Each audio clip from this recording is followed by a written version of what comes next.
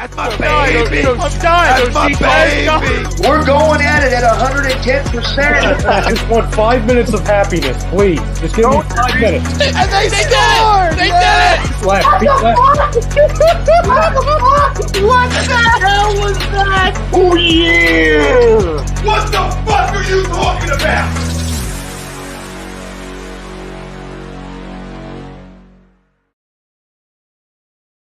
To Agree to Disagree, the flagship, only on A2D Radio. Uncle Sweeps, Nick DelGozzo, the legendary Brian Wilson, and the fucking man himself, Tom Arnone. These three guys from Jersey bringing you real talk with no agenda. You don't like them? Tough shit. It's their show, and they're going to say whatever the hell they goddamn want.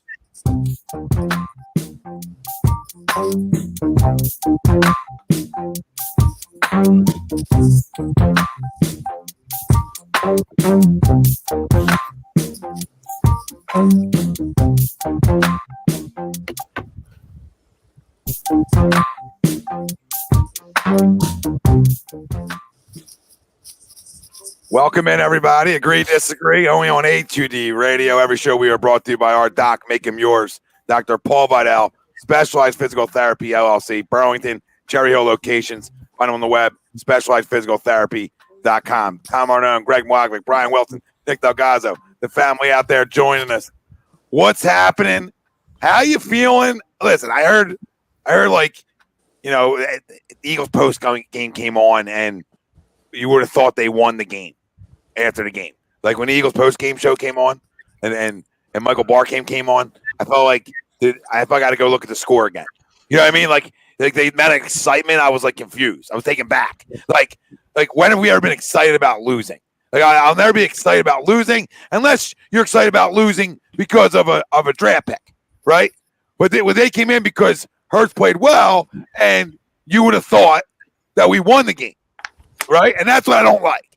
Like, let's not change the narrative here. No matter how well somebody plays, we are about winning football games. And we'll get into Jalen Hurts here in a few. We got a lot to talk about. All right, I just had to get that out early because that one bothered me. I just been sitting on that one because I had to go look at the score again. Did we win? Oh, blue glasses Barkan, huh? Crumb in a week. Blue lids Barkan. Yep, get rid of your glasses. Crumb in a week. Maybe he's on it. Well, maybe that's a segue. That's a teaser. What's coming up. Without Ricky Bo, he's nothing.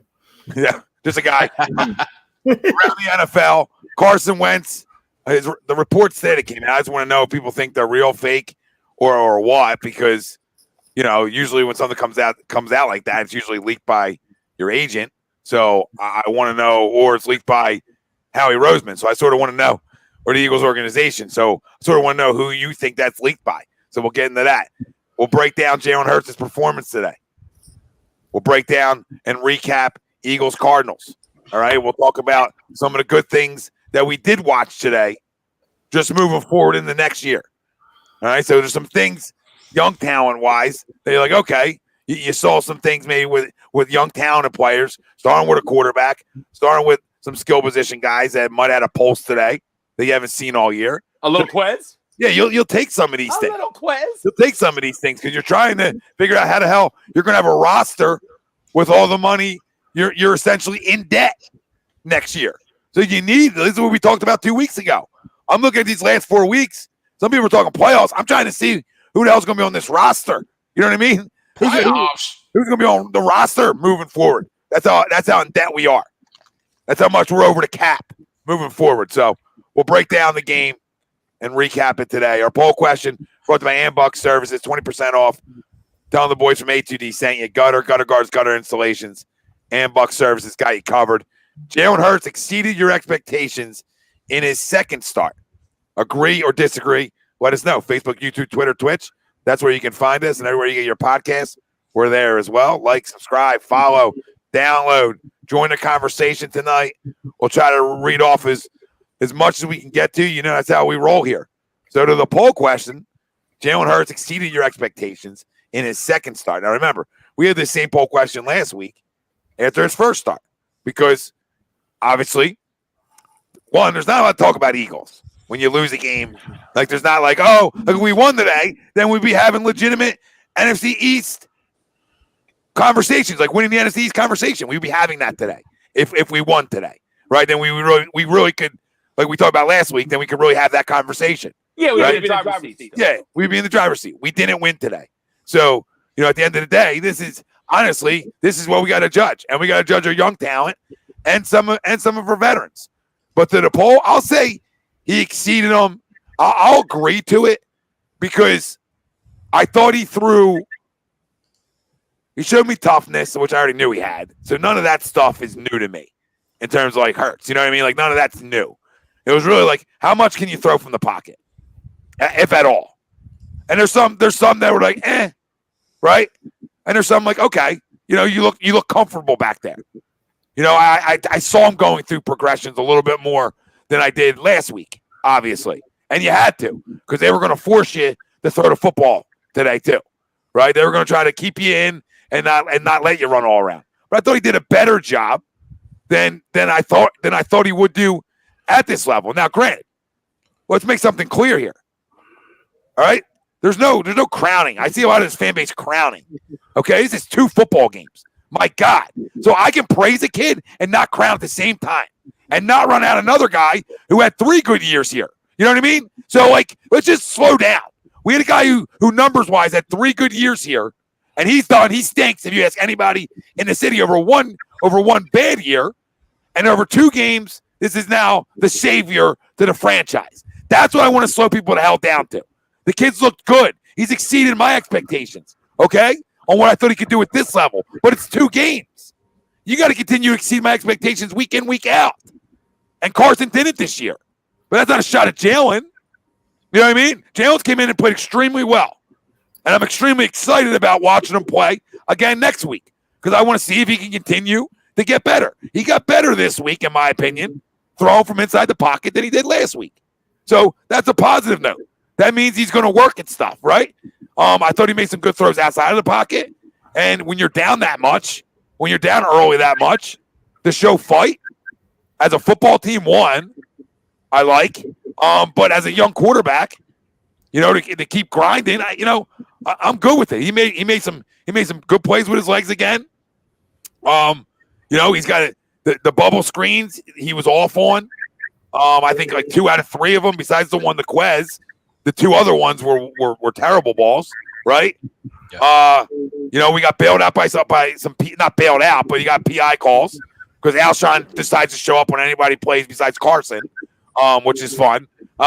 So tells you how they're related, if that was true or not. Now you can just sort of know that's true on that relationship because I think there's 4 PIs against him on Patrick Peterson today. So not bailed out because you got calls. But I thought he moved around the pocket and did what I sort of wanted him to see him do this week. Was even when he escaped the pocket, still keep your eyes downfield and try to make plays downfield because that's when things break up. Listen, we had more 20-plus yard plays today than we had all freaking year, I feel like. So, to me, like that, there's not a lot to exceed expectations on, period, right now when it comes to offense for the Eagles. But, it's actually, like, at least it's an exciting game. Like, it makes me want to come back and watch again next week, right? Like, it makes you want to come back and watch again because it was exciting. Like, we hate losing, but it was exciting. And we didn't have exciting football for, like, listen, be real, 13 weeks. There's a couple exciting moments in there, but there really wasn't like, it was like, oh my God, it was like Groundhog's Day. You know what I mean? At least the last 6 were terrible. At least the last 6. So this is like a breath of fresh air that we all liked. But I thought he did some things well today.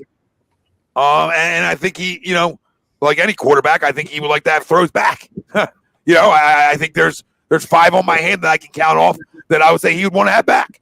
But for what, and this isn't like a shot at myself, like for what I thought he would be able to do in the pocket, he impressed me a little bit today. Now, this also isn't the 85 Bears, right? But he impressed me a little bit today because he showed growth there. And if I'm looking for a team with not a lot of young goddamn talent, I just want to see guys grow. Like, even if you're growing a little bit, like you just, you're growing an inch a year, I'll take you at this freaking point because we don't have a lot of growth.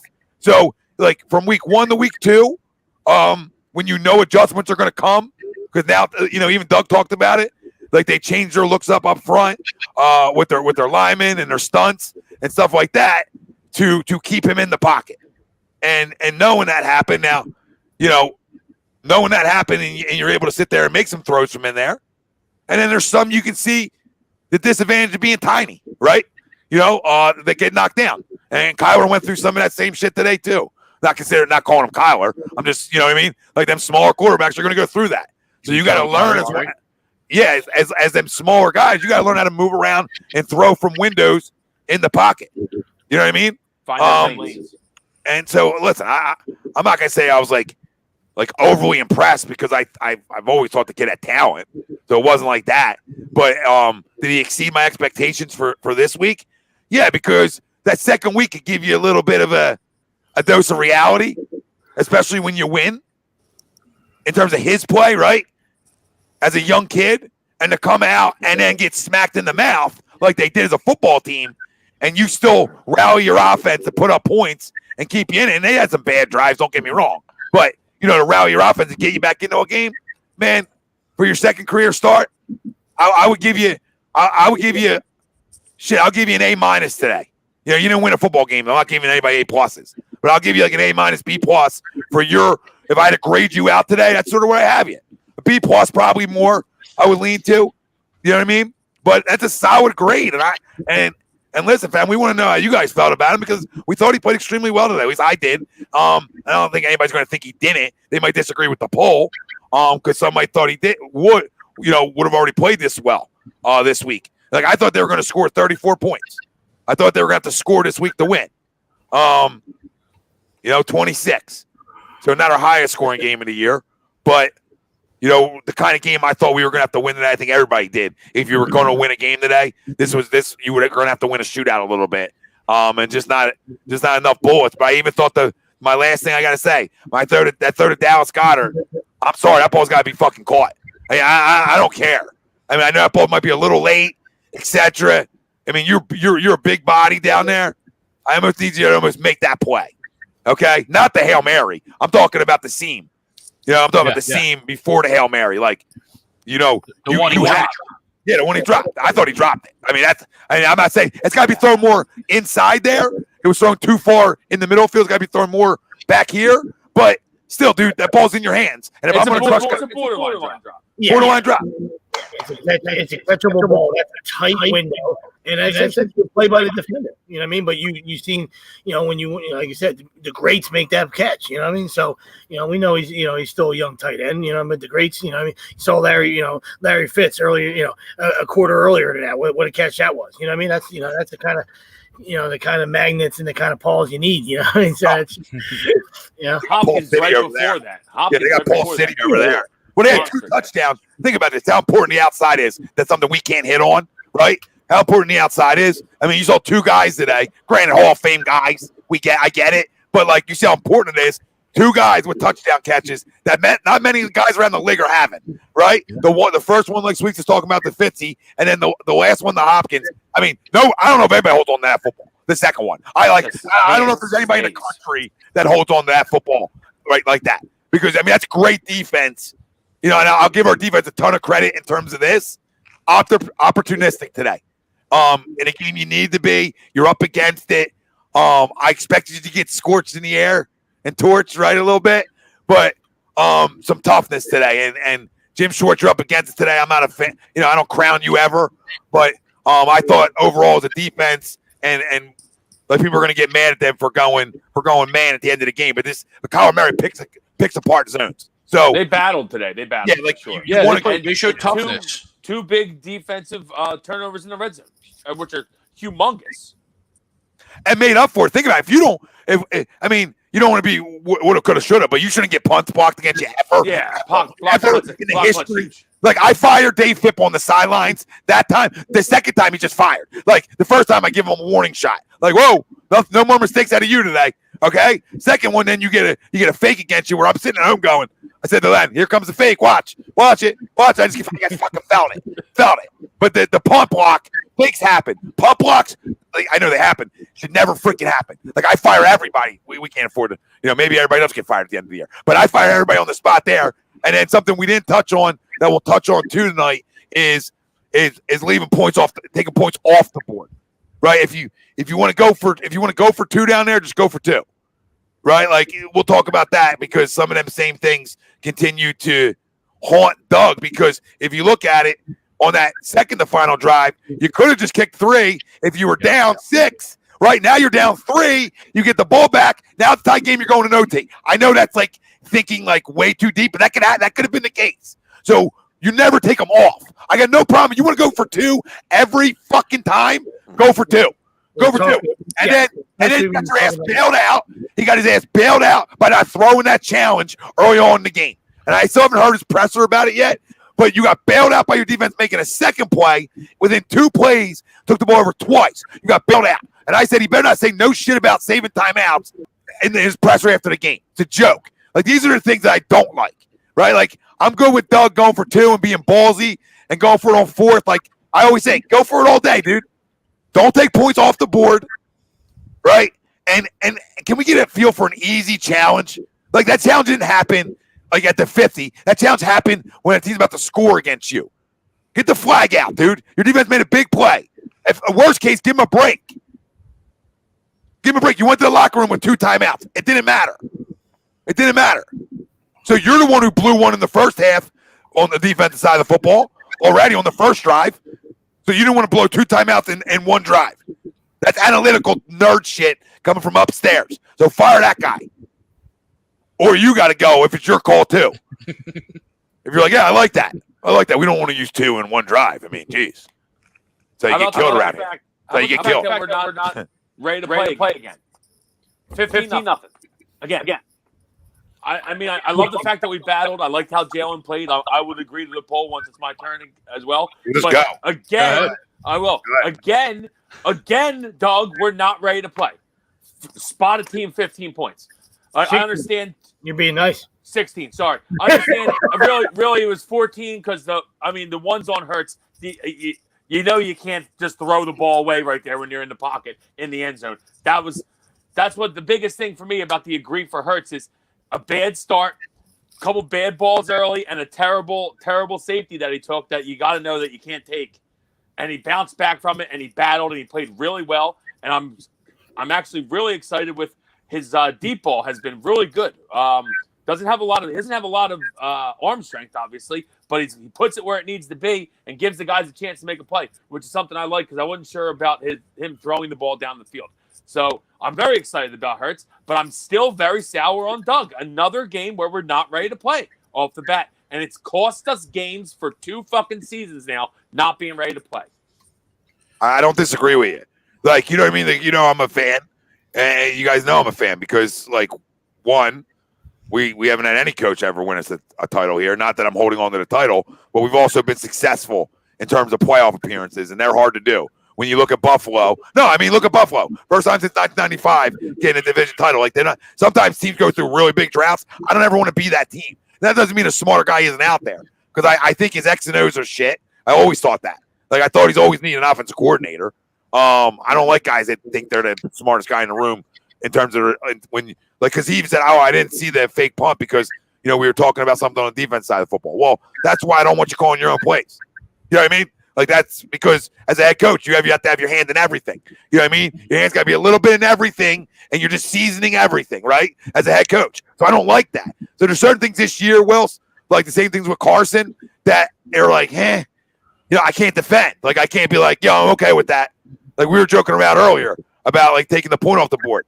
Like, I can't defend taking points off the board. If it's 1 point, a half a point, I don't give a fuck. I can't defend that shit. Like, that's shit that I would crush every other coach around the league for. You know what I mean? And especially when it does, air quote, it does come back and bite you in the ass. Now, I don't know if Jake Elliott makes 2 kicks. Probably not. Okay, if I had to guess. Probably not. But at the end of the day, you would have been down 6, boom, kick it, right? You're already down there 1. You figure the one that we fucked up, we would have went for 2 also because we would have been up 1. It's just, you know what I mean? Like I said, you don't take it off. We're up 1, yes, and then we're going to go for 2 to go up 3. So we don't even have a chance to fumble the snap on the second one. the mindset just cracks me up. It's the difference between a yard. So if you can get one, can you not get two? I mean, obviously we watch football. I understand that things happen, right? But it's 2 yards. So just then go for two all the time. Then you know what I mean? Like the fact that it was half the difference, and it was a difference of a yard. And you're running. If you can get one, you can get two. You know what I mean? Yeah, that's to me. And you are running your offense back on the field after they already come off the field, right? So like they're all sitting on the bench, right? And then it's like, they were done. Then it's like almost like a rush back on. And then I feel like players feel rushed. And then like little tiny mistakes happen. Now, like I was saying in the message, like, bro, can we get low and get in there first off? Because I feel like you got a crease to get in, right? Like you got to get 1 yard, Miles. You had the crease to get the one. I just feel like, I don't know. I know a big guy got his balls on you, but can we get low and get in there? Like you're taught that 101 when you're down by the goal line. Miles, you got to get your shoulder pads lower than the other guy. That's how you score. Like, I feel like he ran that high. Like, he was just trying to take one for 90. Bro, you got to get a yard. So these are my critiques of players, too. But you never take a point off the board. Even if he goes and gets that, too, I'm not like, all forgiven. Like, I think it's a boneheaded thing. Like, I know Greg agrees with that. No, I agree. I just think he thinks everything Doug does is bonehead. So I know he definitely agrees. I know you two agree. There's a lot of bonehead. I'm sorry. I'm never in favor of taking money or points off the board unless it's like, you kick a field goal and then the penalty gives you a first down. Then obviously you take the points off the board. But if it's not going to give you a first down, then obviously you take the points. Or the point. So, Wells, you agree to the poll? You would say he exceeded? I do. I think that he played better than I thought he would after a little tape on him. Now, I think obviously teams are going to realize his tendencies and the sets he likes to run, and it's going to get harder and harder for him. But that's what it's on. This is the NFL. That's how it is. It's all about adapting and seeing, okay, this is what they're going to do. Now, how do I counteract that and get better at some stuff that maybe I'm not great at? So that's what's going to be on him now. But the kid can make some plays. We've seen it. Obviously, he can make some plays for sure. Absolutely. So what did you say? Did he exceed? Yeah, I it's 2 weeks in a row. I agree. That's nine. That's 9 really good quarters. I got news for you. You know what I mean? So you can, not you, anybody can critique it and pick his game apart, and that's fine. And I wasn't a huge, fan coming into the pick, and I'm like I said, it's 10 quarters in, it's 2 games in, it's early, all right? So nobody's crowning, all right? But just my eyes were telling me the excitement level and the ability, nothing looks like it phases him. Even that play that Wilson's talking about, that's you can't make that play, but he doesn't look lost. He doesn't look rushed. He just he threw the ball to downtown Phoenix. You can't do that. You know what I mean? So but I've seen veteran shitburgers do it too. You know what I mean? So it happens. You know what I mean? But that's all something you learn. But the excitement part. I mean, you're talking about 400 total yards today. He accounted for 4 TDs. He's the reason that you're in that game. You know what I mean? They look like a different team. Right, 3 games, for 9 quarters, they look like a different team. All right, and not giving out participation ribbons, right? But in all 3 games, you won 1, and the other 2, you had a chance to win. Right, it was winning time against the Packers, didn't get it done in that drive. Okay, and then today, obviously, we saw they're at the doorstep, not the doorstep, but they're knocking on the door. 2 crucial sacks. All right, back-breaking sacks right there that you can't overcome. You know what I mean? So, but you're in the ball game. You have a chance to win. And as Eagle fans, you got to love that. So, I'm not saying that like I said, will it last? And will he continue to make adjustments? Is he a Hall of Famer? Is he an All-Pro? I don't know. Nobody knows, right? But these 9 quarters been pretty good so far. Yep. Right. No, I mean. Pretty tasty. If he's a stock, it's up. Yeah, absolutely. Yeah, I mean, he's been up every week to me in terms of his play.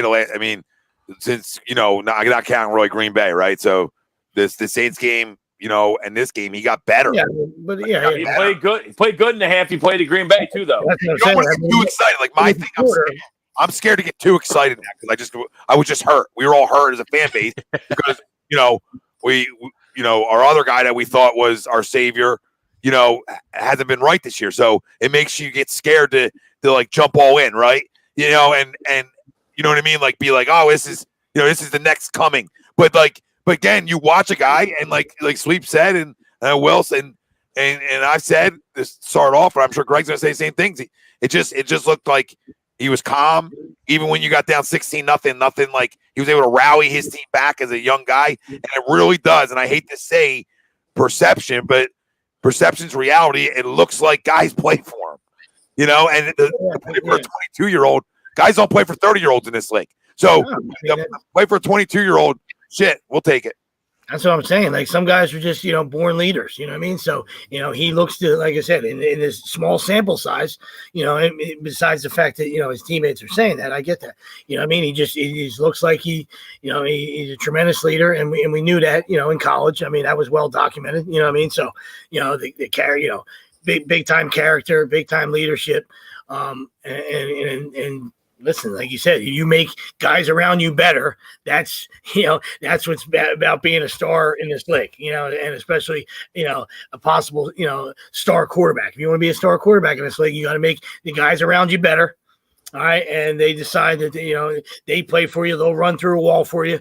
And they're going to leave everything out on the field every Sunday, because of what you bring to the table and your intangibles, so. And that I don't know if that's law after, like you said, after 9 games or however long, whatever the sample size was for Carson, it just seems like, whether, we know the play was terrible, and the question is, has he lost the locker room? And, with the contract and stuff, that's for, another discussion. That's for another discussion because we know all those issues that the money side of it is, but at this point, especially if he's going to be disgruntled, like it's going to create a bad situation, because the only way to judge things, is on the field, because even we said it these last couple weeks, say, hey, listen, and I think this was Doug's worst nightmare. This was, like I know, he seems like he checked out, so this was the only choice he had, right? But in the back of his mind, if he saw this, coming, not this exact play, but something like it after the awful play from 11, you knew that it was going to be a nightmare. You know what town you're coaching in, and you just know it's just going to stir up a shitstorm. And that's exactly what it's done for 9 quarters. So, like I said, we'll play 2 games left, 2 division games. He gets introduced to the division. I know it's been a horseshit division for like 2 seasons, but overall it's been a good division for a lot of years. Minus the last couple of years. So he'll get introduced to that these last 2 weeks, and we'll see what happens. But it surely looks like 11 has lost the locker room, just by the way the other guys are flying around playing, and just like I said, and just game planning, whether it's Doug's just doing different things. I don't know, like Quez. We know he's how long it takes for a young wide receiver to succeed in this league, unless you're a generational talent. And Quez has gotten on the field and he's run fly patterns and he's dropped a ton of balls this year. So the speed is there, but you were looking for more plays like today, early in the season, like that. Nobody said he's got to run the route tree, right? But how about more play? Like I understand that was 3rd and 20. It was a bailout. He made a guy miss, and then his speed took over. I get it. Like I got eyeballs. That's plays we don't make. But how about some more plays like that where you put your skill guys and your athletes in a position to do that, right? Not go up and run a great route and high point the football and and all that stuff that young receivers still have to learn. Like take advantage of your playmakers. Yeah, absolutely, and that's you're right, Sweeps. Why we get we haven't seen a lot of that. A lot of it's because we haven't done a good job of putting those guys in those positions to make those plays that we see happen to us all the time, right? They break a tackle and then they're out. And we finally got one of those plays because if you look at it, that play shouldn't have happened. Like that play should have been like a 2-yard gain. He made a guy miss and he made it, made the defense pay for it because he is fast and he's got that speed. I agreed to the poll as well. Although he fumbled a couple of times, he didn't turn the ball over, right? And that's my biggest thing too, especially when you're asking a guy like Jalen Hurts, who we all know isn't the greatest thrower, but we're asking him to throw 44 times. And the game dictated that, right? The game dictated that. We were down early, right? So, yeah, you had to abandon the run in certain situations. But, if you sit there and told me he's going to throw the ball 44 times and he's not going to turn the ball over at all, that to me is a win. You know what I mean? Regardless of whatever his other stats are. You know what I mean? I would tell you would throw 2 picks, Greg. That's what For a young kid. Sadly, as that game was coming down, in the back of my mind, I'm like, where's this back-breaking turnover happening? Just because it's just the ebb and flows of the game, right? Young kid trying to drop. Pop says That's Hurts great, Pop goes, Hurts has broken more tackles than Hurts. Facts, Pop. Facts, my brother. But you're asking Jalen Hurts to drop back, stay in the pocket, for 44 throws in his second career start. You expect something bad's going to happen, and it didn't happen. And he played really well, and, so I absolutely agree to the poll. Again, now it's the next step, right? Now you have 2 games of film, one where he used his legs most of it, the other this time he used his arm mostly, right? So now you have 2 different game films that the Cowboys are going to look at and try and battle you next week. But I absolutely agree. I thought he played really well. And even though we didn't get it done, because again, as Sweep said, no participation trophies, those balls at the end gave us a chance to at least try and catch the ball. They weren't like thrown out of the end zone, useless Hail Marys. One was one was, yeah. But you're right. I mean, for the most part, they were soft. They were in the air. They gave our guys a chance to potentially catch something. Yeah, like I said, the second to last ball to Hurts. I know Chrome was in our talk group all upset that we took 2 shots at the end zone, and I'll attack him Tuesday for that stupidity. But again, that ball to Dallas, that's not even a 50-50 ball. That's more like a 75-25 ball. Catch the football. So, he never wavered like you thought, like you were saying, Greg. He never had that big turnover coming down late in the game, which you would expect from a young kid, or just the interceptions. And they were playing the sideline, Tommy. Sorry, Greg. No, you're good. They were playing the sideline too, Tommy. So you couldn't even. My bad. You couldn't throw I know what Chrome is saying, but you can't throw a 10-yard out there if they're playing the sideline, and you can't throw it across the middle because you don't want to end the game on not being able to get a playoff. So you got to take shots at the end zone. No, absolutely. No, I was just saying, to your point earlier, Wells, about, again, not being ready to play, spotting the team 16 points. You put your rookie quarterback in his second career start in a bad spot. Now, granted, to the kid's point and to the kid's moxie, he answered the bell. And he gave us a chance to be back in the game. Because if he goes back and he plays, rookie quarterback, we're not even in that game, regardless of how much Arizona wanted to keep us in it. But if he played like a rookie, we weren't in that game. But he didn't play like a rookie. He played like a guy who we kind of all thought his mental makeup was coming out. We just didn't know if he was going to be able to throw the ball 44 times and be consistent enough to keep a team in the game. Touchdown Chubby. Yeah, I mean, like you said, and then, and obviously, the chunk plays by definition are what, like 20 or more, you know what I mean? So, but even if you just wanted to cut that off just a little bit, let's say, so they had 5 of them, but if you just want to, backtrack it to 16, let's just say 16, then that adds 3 more. So, 8 plays of 16 or more, you know what I mean? 16 or longer, that's pretty chunky. That's not thinking and dunking. That's pretty chunky. No, you're right. And I seen Timpo, or whatever that guy's name was. I think it was Timpo. Said that he underthrew Reagor. Yeah, I would say that he had about 6 or 7 balls he would want back. Couple were high, couple were on screens, and one was definitely Reagor had Peterson beat, and he underthrew him. Or he threw a little too late, and he underthrew him. So that's one he wants back. But he ends up throwing a touchdown on 4th down in that drive. So not going to kill the kid for it. You know what I mean? I mean. This the same thing with and I do have Rona. I see everyone commenting. I do. So sorry, I'm going to cough a little bit. I think some people thought you were just smoking something good. No, I really do. I really do have it. But no, I mean, listen, guys got underthrow guys, guys overthrow guys. It's part of playing a quarterback position.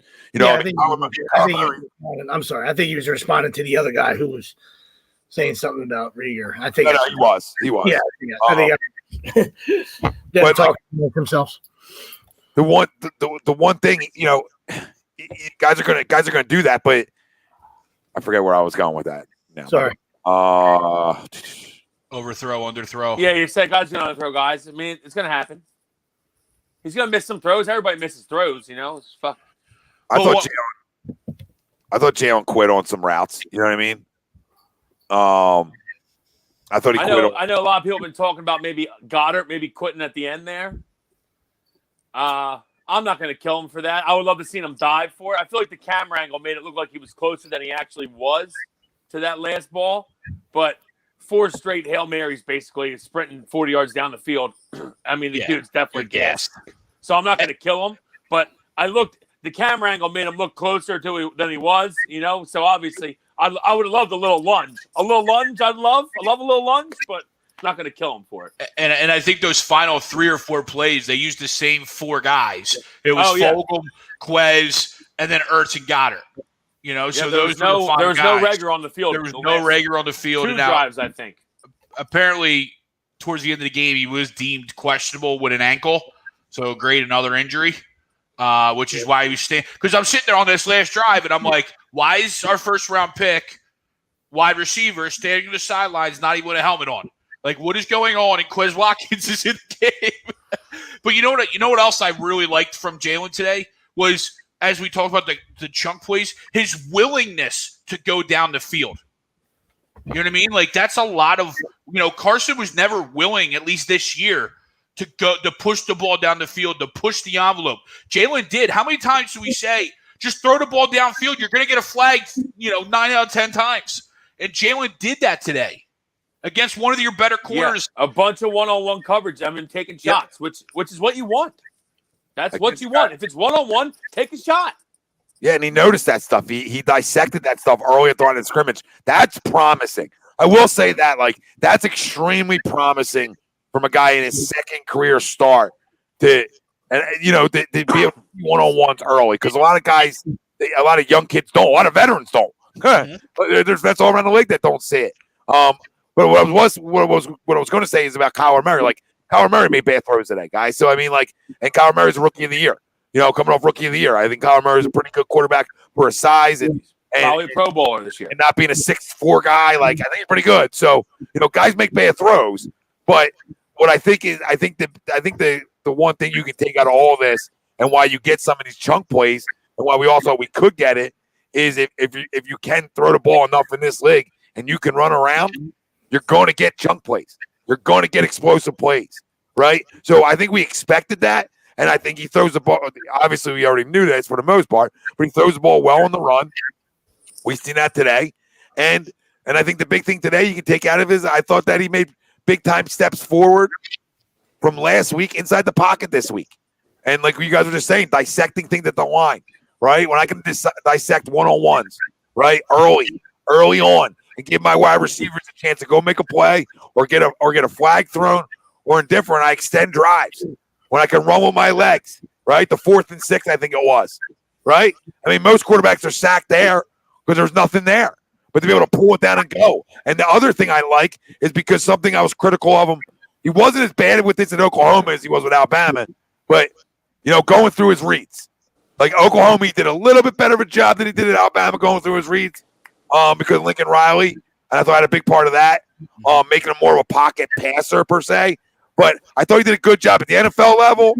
You know, we just watched our other quarterback for the last 4 weeks not go through any reads. So it's nice to see the head move a little bit, right? And again, like there's some throws you like that back. The one to Rieger, probably a touchdown if he throws that as a second earlier, right, and leads him out there instead of throwing a second too late. Things to learn from. But there are things, and he said it today. And what I really liked out of him today, and I'm not trying to take too much out of what guys say, but this kid, I think he's genuine with what he says. And when he takes it, and all the media's asking about him today, he's like, I don't care about that stuff. If we win a game 2-0, I don't care. That's stuff we already know about him. right? But that's like that. I'm telling you, we all know this. We all play sports. That makes guys in that locker room that hear that like you even more. And I know it's just speak. It's just media speak, but it's genuine. And the way he talks is genuine. And you're watching guys like Alshon come to play. Now, granted, when $100 million gets sat down, it makes other guys with big time money say, "Oh, I better start playing." Yeah. So that also helps that as well. So, and you're right, Tommy, because he wasn't one reading out like he was last week. You know what I mean? And to your point, that's the evolution, right? Last week he ran 18 times. This week he ran what, 6 times maybe? 11 or 11, and ended up being 11. It was low early, Greg. But it was lower to like the third and a half quarter, right? We threw the ball a ton too. Yeah, we did. But he wasn't one reading out. He was trying to go through it and let plays develop as opposed to just always breaking down and becoming Lamar Jackson. Very true, Greg. Very true. And Tori, don't lie to the family, Tori, because you said if Goddard catches that, you win 450. If we win the game, you would have lost because you bet against us. So don't lie. Don't. I'm not going to let you lie to the family. Now let me ask you three guys. Because the Giants. Having seen these 9 quarters. All right, and the personnel's still the same, right? Right. So there might be. So what's the biggest difference? Because you hear the apologists, and then obviously the guys that are realists, and I understand that. You know what I mean? But the 11 apologists, or the people that just want to yell from the mountaintop, listen, the O-line stinks, and the guy's got no wide receivers, and all that stuff. I understand. Not arguing that. Same personnel for Hurts. So, question for you three guys: what's the difference? I understand they're 2 different players, but like, what is it in your mind? Is there one thing that jumps off the page? What comes to mind? Carson was broke by mid-season, to be honest with you. I just think he was like seeing ghosts almost. Like he couldn't go through his reads. Like he was definitely broke. That's why you had to bench him. I think he was punch drunk. I feel like legs enough. Hurts has definitely not taken as many sacks, which is good. He took one bad one today, I remember. But besides that, the other 2, I think guys came right through, which has been happening a lot this year. Can't blame him for that. But yeah, with Carson sweeps, I mean, it leads you to believe that there was guys open. You know what I mean? Because there's been guys open the last 2 games, which makes you think there's been guys open. What I would say is, Carson, I want to say was reluctant to run, but I think he sat in the pocket too much, right?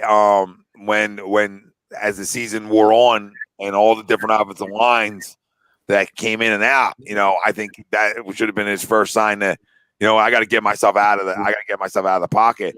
But I agree with Wells. I think he started seeing ghosts because he did, he through the first 5 weeks, he wasn't playing like as atrocious. He wasn't playing good. He was still turning the ball over, but he looked a lot better where we could actually defend him a little bit. Wow, we moved the ball at least. Yeah. Then the last 4 weeks, I think I agree with the broken comment. I know people talk about his mechanics looking off. I mean, I really think he made an effort because he put on weight this offseason too. So I think he made a real effort to try to do what Donovan did that one year. Was like, let me stay in the pocket. Let me stay in the pocket, make throws from the pocket. And I think a lot of it has to do with when you get concussed last year and you don't recognize your own wife. I'm not going to just I can't speak for what goes on people's families, but I would assume that there's a conversation about bulking up and staying in the pocket a little bit more. Because that's how I took what I saw from him more than I watched him. I mean, we watched this guy play for 4 years. I never saw him as stationary as I've watched him this year. And I don't care that he is. It's just then you got to get the ball out quick. You know what I mean? And the other thing is sweeps. One guy looks like he's getting the ball out of his hands fast and it's decisive, and the other guy didn't. The other guy held on. It was like, was he given the keys to the castle maybe too premature? You know what I mean? I understand, like, that's, you paid him the money and stuff like that. And I mean by that, I mean the freedom at the line of scrimmage. I understand, great quarterbacks, you got to be able to audible. I understand. All right, but does he understand what he's audible into? You know, what he like I said, as much as we want to, kill a dog and then play calling and stuff, like, I mean, do we actually know? Like, you know what I mean? Like, I don't know. You hear reports that, he's dumping out of a lot of things that he shouldn't have dumped out of, Yeah. And then it's jailbreak central. If you're not audible into the right thing, it's fucking jailbreak central. Then what's up? Yeah, then you're not, like, the whole point of being a good quarterback is what we just talked about Jalen doing today. Putting yourself in the good situation at the line of scrimmage. I thought he put himself in a lot of good situations at the line of scrimmage. To your point, Sweeps, I've been yelling about this. Because everybody wants to, like, crush Doug for what happens at the line of scrimmage. And I'm not, it was never to get Doug off the hook. It was just saying, year 5, my quarterback calls his own plays. Once he sees what he sees, that's why every play goes off it, around the league goes off it, with quarterbacks you trust, go off it 3, 2, 1. You know what I mean? Because they're all trying to get in that perfect play. That's what you want. Peyton Manning was great, not only because he was good, he had good tools, right? But he was great because what he was able to process from defense made him a step better. Because if you can get yourself in that 2 seconds you get to check the defense, he was the best at. Yeah, just don't ask Greg. But yes, I agree. Regular season, he's great. Regular season, he's great. No. He won 2 Super Bowls, Greg. I was going down there, Daddy. And early on, don't think he had a defense. Early on, don't think you were wrong now, 40 years later. I'm still playing, all right? Don't think I don't get them car rides when we used to argue. Listen, I don't like Tom. You know that. I respect Tom. I just never was a Tom guy. You can be Tom guy, he's supermodel. You're that kind of guy. You're that kind of guy. I know what you are. I like Peyton. I want to have a Bud Light with Peyton after a game. You want to go? You want to put your Uggs on and kiss your kids? That's fine. You can be that guy. I'm not that guy. I'm sorry. As we saw this week, Slippergate. Yep, Slippergate. Scooby-Doo. Come on, Tom. What did I say? What did I say now? Go ahead, Greg. You're up. Like Jeepers Scoob. No, I was going to play on at the line of scrimmage. I think Carson tried to be too perfect, right? I think a lot of it was he was seeing ghosts. He was seeing the defense not being what he thought they were, and I think he was changing too much of the plays. But again, that's one of the side of things that we're never going to truly know. No, we know. We know. But I'm saying, like, we don't know, what was coming in. Hold on, Daddy. Doug hate. Know. I'm giving Doug a pass here. You know he changes plays, though. Don't say you don't know. Absolutely. I'm just saying the amounts, the absolute 100%, like, reoccurrence, right? He absolutely changed plays. I think, Sweeps said, gave him the keys, the carte blanche, maybe too early. Maybe we did, right? And that's one thing you heard the first week with Jalen is, what was different? We just called the plays that came in. Oh, okay, which then makes you go back and think, all right, the game plan, while Doug might be a moron at times, maybe isn't as bad as it seems because Carson's in there putting himself in bad spots. Not all the time either. Some might be bad play calls, right? And then he's looking to see where the one-on-one is, etc., or whatever. But, like, I felt like there was a point of time where I'm watching him get us in the plays, and I'm like, I felt like I saw man across the board. Did you not? Like, you know what I'm saying? Like, I felt like I saw man, and I shouldn't see man. You know what I mean? I'm watching on the TV. You know what I mean? Joking. You know what I mean? But, like, sometimes I felt like I was seeing things over that last 4-week stretch where I was like, man, are you not seeing what I'm seeing? You're like, I can't even see the secondary. How can I see man? How can I see man? It was like, and just everything felt you know what it was? This is funny to say. And I think we probably felt this at home. Everything at the line of scrimmage felt rushed. Like everything was right to get the ball out because he's not getting them. He's not getting them into that quick enough because he wasn't seeing it. And, like, man, I think whatever happened it's almost like whatever happened after that first quarter and a half in Washington. Like, I hate to say it, but it was almost like that started the poor play. Because, I think the way you saw him come out that first quarter and a half against, obviously, that we know is a good defense right now, I think that's the kind of quarterback we expect to see all year. And then as soon as things went wrong for him, I don't think he's been able to rebound from it. And then that's been a microcosm of the rest of his year throughout that he's not been able to rebound. Like if they go down 16-0 today, they get beat 42-3. You understand? They get absolutely fucking blown out today with him playing that because that's how shot he is. It's the old quicksand. It's the old Shane Falco quicksand. Which is go ahead, brother. Yep, sorry. No, that's it. I'm scared of quicksand too, Greg. Spiders too. Which is to Tim's point, and I know we've addressed it. We've addressed it weeks ago. You know what I mean, and brought it up as a topic. You know what I mean, like you don't want to believe it. You know what I mean, but.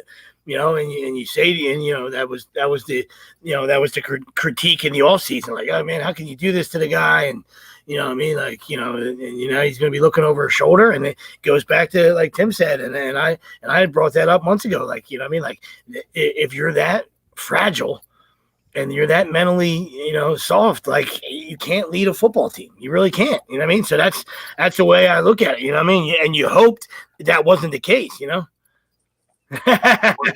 Kyle loved that because I actually made a post on Twitter during the game about a little drinking game of drinking every time Talib says man. And if you did, you were hammered by the end of the first quarter.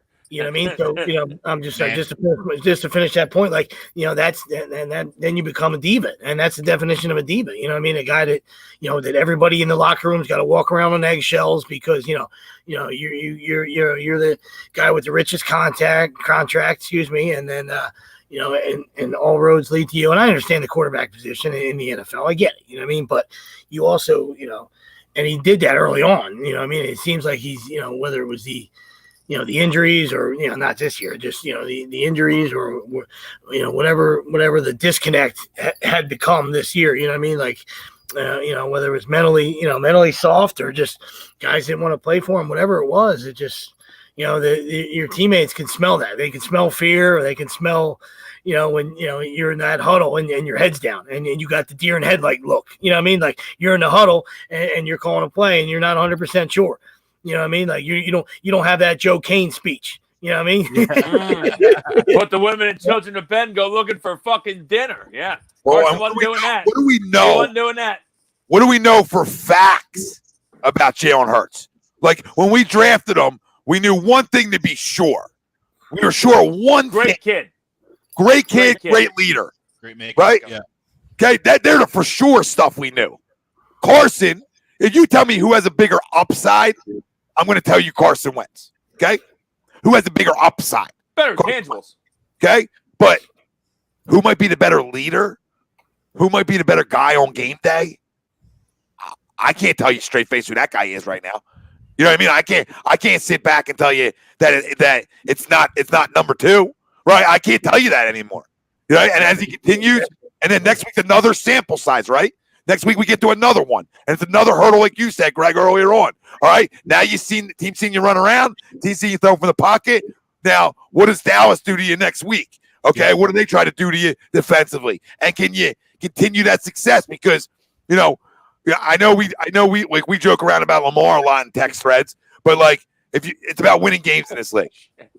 You know what I'm saying? No, but like if you're winning games, then and you're scoring points. And your offense gets it done, then guess what? Then kudos to you.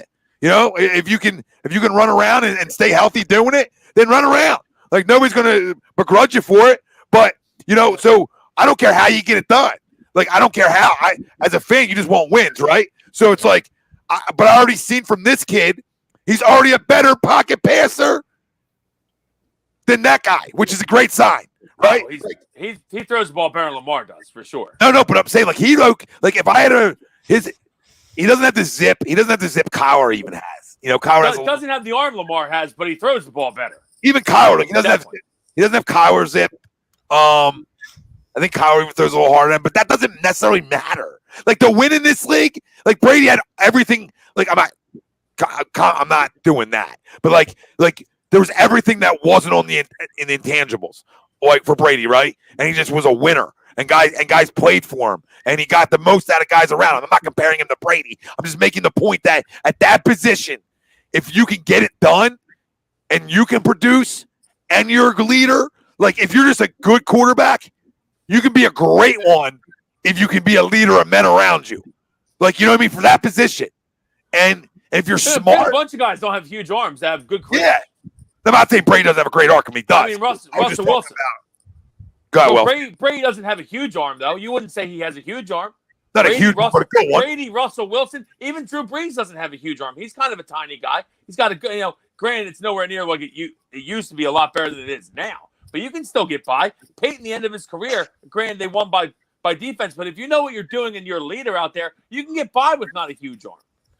And that's why they got major. And like I said, that's why, we're going to see what the next 2 weeks bring to the table. But that's why, you're on the verge of having a disaster on your hands. You know what I mean? Like them, as fans, you're like, hey, man, they're going to have to make that decision. You know what I mean? Because then you'll have 17 quarters, and if you can, if he punches the W tickets, then you possibly go 3-1 with 17 impressive quarters.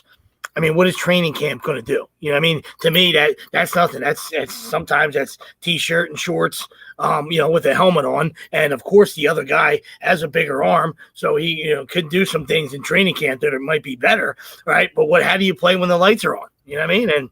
And like I said, well, I didn't know how to answer something. We would see. I don't know what you do, sweep stuff. Yeah, we would see that year too. Yeah, exactly. And I'm not saying there's still 8 quarters left. The salary cap is the biggest thing here. Yeah. How do you deal with it? You know what I mean? That's the biggest problem. They're going to get every opportunity. But I hear you. I feel like they're going to try. If Hurts continues to play well, they're going to try to see if they can finagle Carson out of here. But I feel like it's going to be tough. It's going to be tough. It is going to be tough, and then they're going to do the old, competition thing, like you're saying, and what does that really do? But I do believe, I know we all do, that competition makes guys better if they want to be, and usually the better guy is going to come out on top. And but do we know the organization is going to go with the better guy to start the season, or are they going to go with the guy they owe more money to? So you always got that factor in it too that you don't know. But but Eagles Nest, I said, you're going to tell me this is what I don't want to do, right? Okay, you're going to tell me 3 years of good football just goes out the window, though.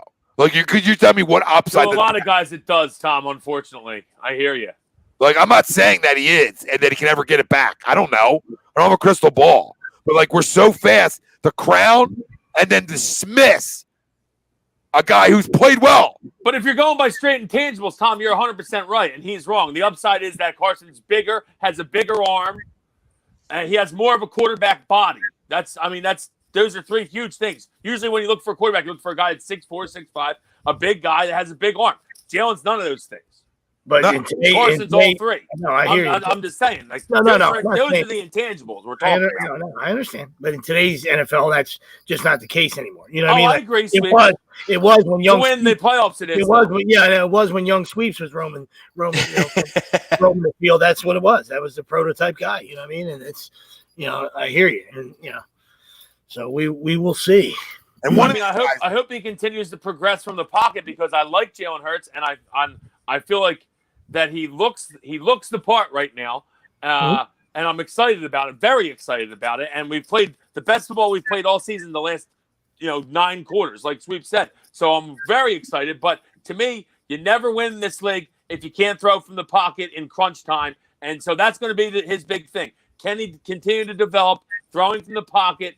When everyone knows you have to throw from the pocket, that's how you win. That's how you win this league. Like Russell throws enough from the pocket when they make him, and Jalen today, credit to him, threw enough from the pocket today when they made him, and Kyler, and tip your hat to Kyler, threw enough from the pocket today when we made him, right? You know what I mean? And like that's the point with these kind of guys. Like if you can do it, you can win. Like that's why Kyler can win because he can throw enough from the pocket, even though he's small. He can throw enough. He's actually a lot from the pocket. You know what I mean? That's why he can win, right? That's why we know, like Lamar, we know he won't until he does. Now, unless crazier things happen. Like, I'm not saying he never can. Oh, crazy athlete, he can make plays. Yeah. Like, if you go for 140 on the ground against somebody in the AFC title game, guess where you're going? You're going to the Super Bowl. So, I'm never going to tell you it's not going to happen. But you're right, Will. Since 1970, all right, you've had to be able to throw from the pocket to win. Enough. So, to that point, it's spot on. And what he showed me today, granted, against not the greatest defense of all time, but a good one, is he threw from the pocket versus NFL defense. And that's stuff he shots down the field, Yep. which we haven't been doing. And it took shots down the field. He wasn't scared to get Patrick Pearson is a guy that's been a Pro Bowl corner in this league for better part of a decade, and he took shots on him all game long. And Patrick didn't look that great. I mean, I believe 3 penalties against Alshon and 1 against Rager. So you like that. You like the fact that he's not shying away from it, and he's saying this is a one-on-one matchup, and I'm going to go to it. That's the kind of shit that you love. No, I agree, and you'll never know. You'll never know how today is. Like I said, we don't live in a coulda, woulda, shoulda world, but you don't know how today would have ended. How they had that offensive line been better and protected him with those 2 plays. You know what I mean? Because he attempted to stay in the pocket there, and then it resulted in 2 sacks. 2 sacks that put your backs against the wall, and it was desperation mode right there after that. You know what I mean? So you'll never know the result of it. You know what I mean? But if you can keep them clean and keep them upright there, maybe he makes 2 winning throws. Maybe he makes a winning throw or 2 winning throws right there to get you tied up. Or no, and Dougie goes for 2. Who knows? I was thinking that too. Sweeps. Had no choice. I guess we go for the win. The holder was banged up. I mean, if you listen to the announcer, he thought, why the hell the Eagles didn't go for 3 down 7? That guy was brutes. Woo! I mean, we know Aqib Talib said, man, a shit ton, but the other guy in the booth was brutal. I don't even know who that was. Brandon Galgan or something. He should be galging his ass on out the booth. That's what a 4-8-1 Eagles versus Cardinals 4:00 game group gets you. You get fucking Debo Talib and fucking Brandon Gagan. Remember I still always like Talib though, because he'll snatch your fucking chain. You want to wear a chain on the field? Snatch that shit. I like that. I would like to snatch Miles sometimes. Snatch his chain off. That'd have been great if he pulled like the line from I'm gonna fuck this movie up, but there's like a Vin Diesel movie where he's like a undercover street cop, and he's like, "You think this is ice? Back in the day, I was taking this fucking shit from you." I like to see Talib pull one of them. I would have taken that from him. I will say, TPP says tank for the rest of the season. This organization needs Jamar Chase or Devontae Smith. No matter who the QB is, we need more talent on this roster. Agreed. I'm not going to say they need this guy, or this guy right now, TTP. They need a fucking playmaker on some period. If that's a corner, if that's a linebacker. I'm okay with taking an O-lineman, to be honest with you. Well, I mean, our O-line's going to be in a lot better shape next year. Just with Lane, the right side should be good, but you still left side is still. I mean, I like Malad. I like Malad. He looks all right, but I think Isaac, Jason Kelsey. What's his shelf life left? Not a lot. And well, listen. I mean, I don't know what he is yet. I'm not saying this. I'm just saying he's a first-round pick, and we don't know, what Andre Dillard is too. Because true. Well, that's my bad. I like Isaac. I like Isaac a lot. If he has somebody next to him, I like Isaac. I don't think Isaac's bad. Salamo. I don't think he's bad. And Isaac's a guy who, coming out of college, played all 3 interior positions. He was a center coming out, and obviously, when you have Kelsey, you move him on. So who knows what's that? I mean, you would think your offensive line, because there's so much dead money tied up into the offensive line. That's probably the only thing that's going to be good next year.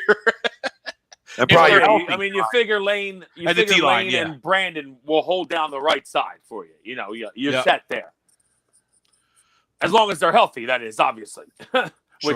Obviously, Brandon's got an injury history now, and Lane has got an injury history now. So, but to TTP's point, regardless of who's playing quarterback next year, they need an influx of talent on offensively side, and then even on the defensive side. To your point, Tom, I don't care where it is. I need guys that can play football and that can make impacts. That Patrick Surtain Jr., I don't give a shit. That's Micah Parsons, it's that Chase Smith, whoever. The only guy I'm staying away from is the Pac-12 Oregon tackle. I'm just not taking another Pac-12 tackle. We do have some nice I will say that there's some guys that have shown out that were young guys that I feel like have gotten better as the year has gone on, though, where I'm excited for their future, I will say. Alex Singleton being one. I think that he's played very well. A much maligned linebacker group, he's played very well. You know what he showed? I thought Jaquette played well today. Michael Jaquette. I don't even know much about him, but I thought he played pretty well today. I thought Kevon Wallace didn't get his name said a million times, which is a good thing for starting safety. Singleton showed speed to me today, which you hadn't really seen all year. Man.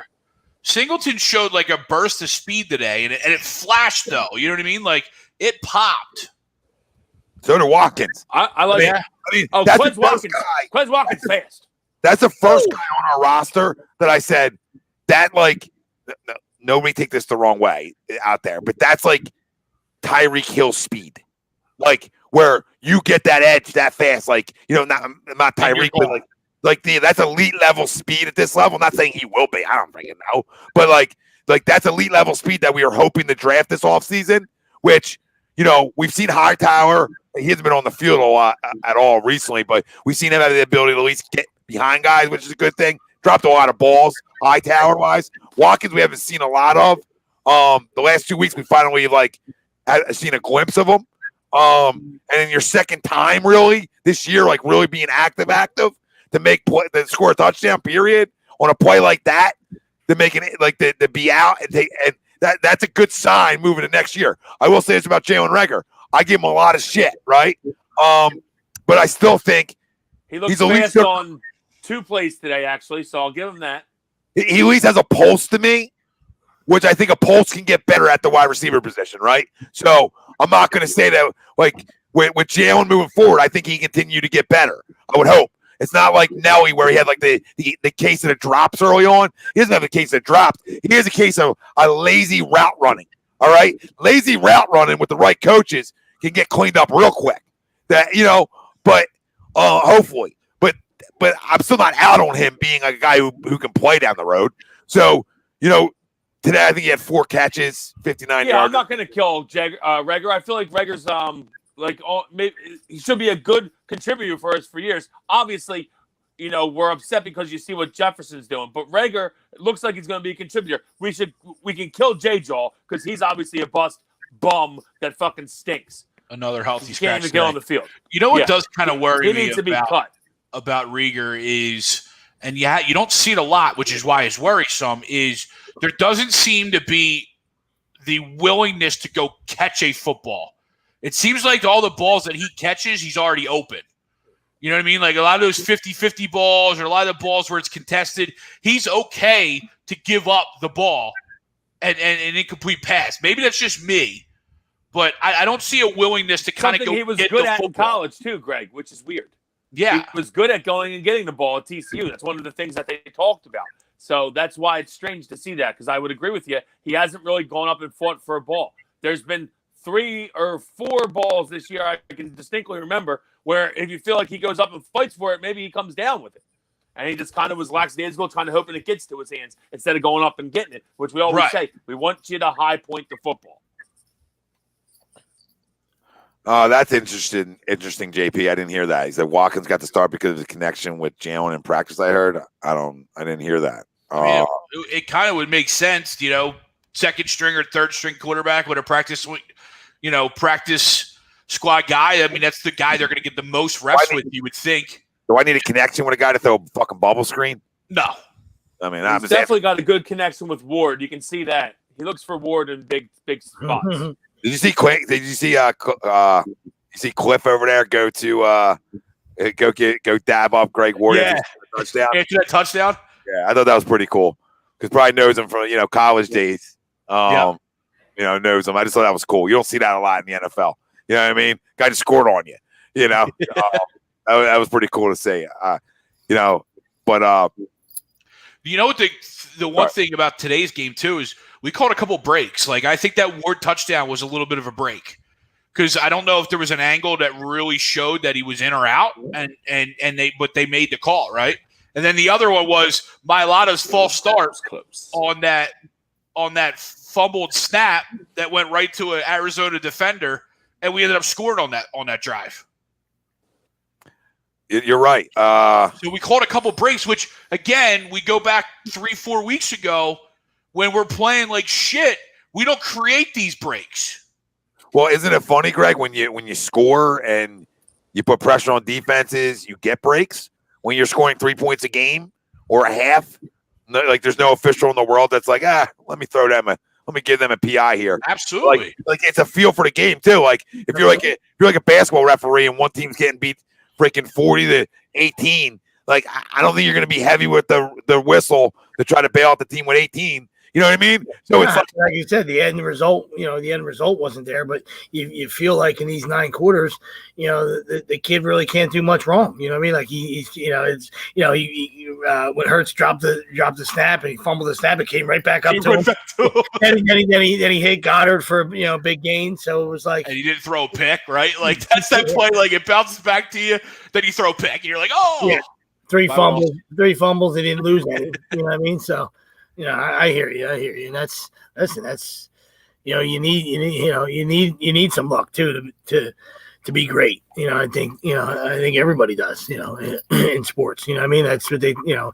That famous saying. You know what I mean? The intersection of opportunity and preparation is luck. Yeah. Concrete Lion. Reagor is playing through a labrum tear in his shoulder. He probably can't attack the football like he wants to. It could be affecting his speed. Shoulders are important for sprinting. Yeah, I mean, maybe it is. Like I said, nobody's out on him. Like I know people in the chat might be, but I'm the guy who said last year I'm not ready to throw away JJ after 1 year. I'm not going to do it for JJ. I mean, for Jalen Reagor. Like you know what I mean? Like you got to give. I know Justin Jefferson I love, but like you got to give young wide receivers a year or two. Like you can't just give them like one and say that's who they are. That's all they're ever going to be. Now after 2 years, if I'm getting 3 catches or 4 catches for 49 yards, now I'm starting to get a little peaked, right? Like if I have 1 catch a game type shit out of a first round pick year 2, now I get peaked, right? Year 1, I got to deal with that a little bit, right? I do have to deal with that a little bit. I got to understand that as a fan too. Even though I don't love the pick, right? I don't have to love the pick. Like I didn't love the Hurts pick, but like I'm an Eagles fan. I say this all the time. People are like, "Oh, you're a Carson fan." I'm an Eagles fan. If Carson's the quarterback, Jalen Hurts the quarterback, I don't give a rat's ass. I get pissed off just as much today after a loss as if I did if 11 was playing. No different. Yes, of course you would never throw a guy away after a year, especially with how much of that has to do with the quarterback play. You know what I mean? He's obviously shown some glimpses the last 9 quarters. You know what I mean? So I don't know. I'm just you're just throwing it out there. You know what I mean? So you have to see like a full season of being healthy and is it going to be 2 next year? You know what I mean? So what kind of rapport do they have? You know what I mean? So I don't know. You just like I said, there's a lot of there's a lot of that book left to be written. You know what I mean? All things he has a labrum tear and you don't want to run routes fully, then just ask for this. Like, come get me. You know what I mean? So like, I understand the concrete. That's the hurt versus injured, right? Yeah, like if you can't run because you're hurt, and then come out of the game for a couple plays. Like I don't. Who are we discussing right now? I'm sorry. We're moving on, but we were discussing Reagor for a second. Just okay. like he's got labrum tear.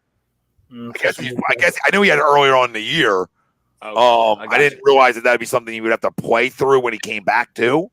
I guess it is. Yeah, I don't know. I mean, everybody's banged up, so run your routes, bro. I mean, I'm not gonna. You drop like. Let's run your routes 100%. Like we ask for everything 100% in this city. We're not going to start giving free passes to him for not being 100%, but we will give it to other people. It's not fair. It's not fair no matter if he's banged up or not. Then they have to come out of the game for a few extra plays a day. You know what I mean? Yeah, and of course you never really you're never going to give the guy maybe the benefit of the doubt because how he handled the social media and a little bit of the chirping, you know what I mean? Like, Captain Sensitivo, you know what I mean? So you're just like, hey, am I really going to give this guy, you're going to give this guy the benefit of the doubt, you know what I mean? The same way I'm not giving Wentz the benefit of the doubt with all his woe is me shit that I'm hearing, right? Like the factual woe is me shit that I've heard from Carson, like I don't give him the benefit of the doubt on it. Like that's real life shit, dude. Like the Dan Orlovsky stuff that he said about the only guy who trusts is Frank Reich. Like I think that's a grow-up moment. Like, that's a grow-up moment, dude. You're going to have a lot of coaches, all right? You're just going to have different coaches in the NFL. That's how it's going to be. This whole, like, trust thing is for the birds. Like, the organization, when an organization gives you $100 million a year before they have to, like a year before they have to. All right, that's them having loyalty in you, or showing their loyalty from them to you. Right? That's what that is. So the woe is me shit that I'm hearing, and then the reports today, like, well, I don't want to be a backup, then just trade me. Like, nobody wants to be a backup, bro. We get it, but who leaked that? Your agent, or does that come from the Eagles leak? Because that's just weird to me. The day of the game that gets leaked out today of all days. Like, I who's got a serious issue with him even fucking saying it. I have a serious issue with him saying it. Now, you might think it, but you don't fucking say it, especially when you played like a fucking diarrhea fucking toilet all fucking year. You can't fucking say it. 1,000%, brother. You got to hide under a goddamn rock. Exactly. Keep your fucking head down, dude. After that performance, Jesus Christ. You need the Homer Simpson in the fucking bush, bro. Do not bring any attention to yourself. Understand? So, absolutely. Hey, this is what you do right here. You like a dude that's scared of the sun.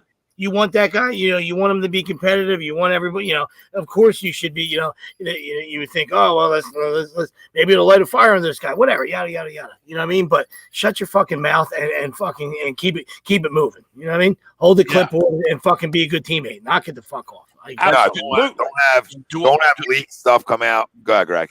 No, as you say, do I want you thinking I don't want to be a backup? Yes. You can think that all you want, and I want you to.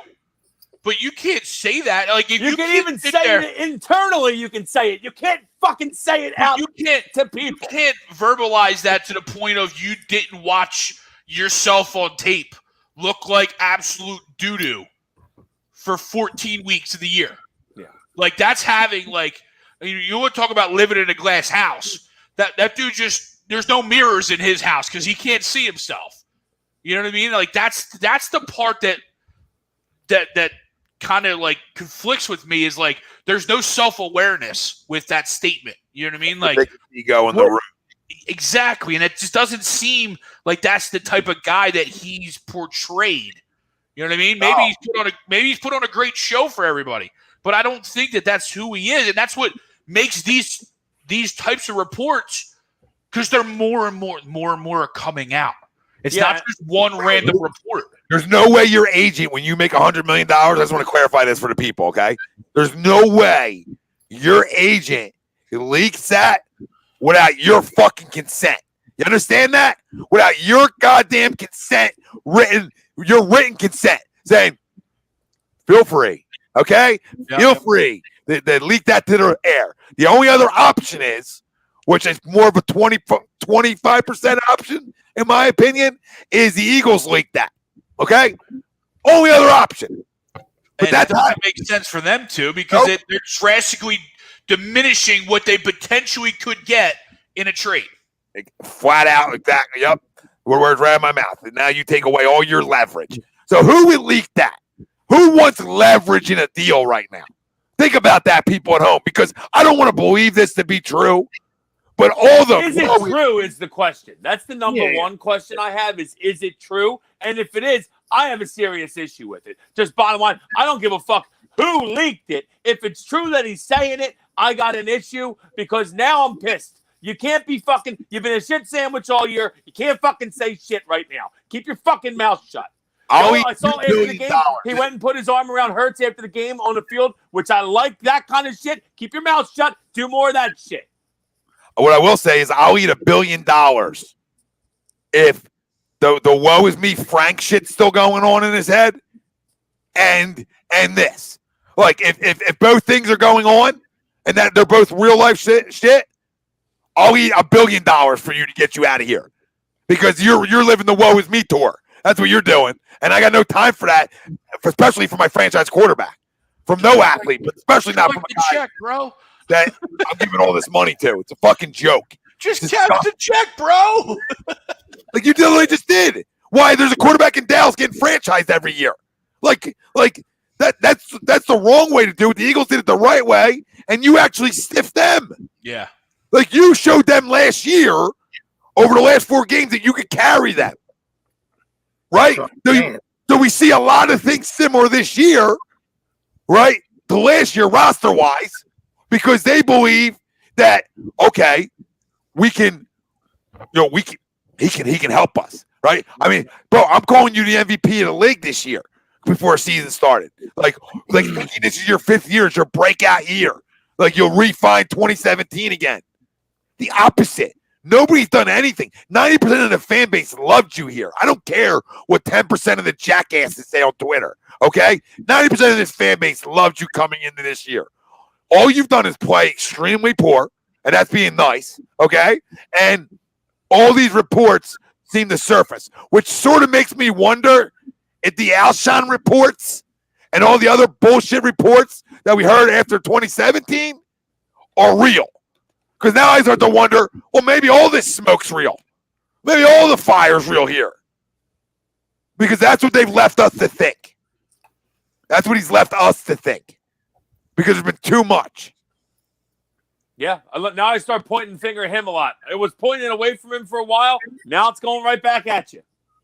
Absolutely. I mean, like you said, you wonder, like you said, once you get all that money, man, just, first of all, shut up because of your performance and, about being a good teammate and the season's still going on. You know what I mean? Like in the off season, somebody sticks a microphone in your face, then, feel free to talk about your future. Or if it's like a walk year and you're trying to get paid and you want to get another job, absolutely, whatever. But like, not when you're owed all this money. You're supposed to be, the savior. And like Tom said, I think it's probably more than 10%, Tom, but it doesn't make you wrong. I mean, nobody knows the exact hatred. I just feel that the hatred, even prior to this, was probably more than 10%. You know what I mean? It just, they just couldn't, the false people couldn't get over it. You know what I mean? Or just, the fact that he was always injured and he didn't win a playoff game, whatever. So those people were never going to budge. You know what I mean? I hear you, Sweeps. But when you're making $30 million a year, guess what? Who cares what the fuck they say on Twitter? No, absolutely. You know what I mean? Like, you can give me $250,000 a year, and you can have everyone that I follow fucking badmouth me on Twitter daily. I don't give a fuck. I won't you care. Can send me over once a month for fucking that kind of money. And that's nowhere near the kind of money Hey, Tom, it's a Wednesday, middle of the month, bend over time. Like, you can do that for that kind of money. Like, hey, Tom. And guess what? I'm just gonna tell you, fuck you. So I'd like it more if he just said fuck you to anybody that gave him shit. Fuck you. But he'll never say that because he's a little god boy. So who knows? Ray, I agree with you, Ray, that Doug's been bending over not backwards not to hurt his ego for a reason. Because I think where there's smoke, there's fucking fire. I say that about anything that gets leaked. There's some truth to it. How much truth to it with anything that gets leaked is always the question. And that's why today, before a game, and this is the weird part. All I saw was a dude clapping like all day on the sidelines, like every time something went well. And I'm thinking in my head, like, are you just the biggest showman in the world then? You know what I mean? Like, do you just know when the camera's on you then?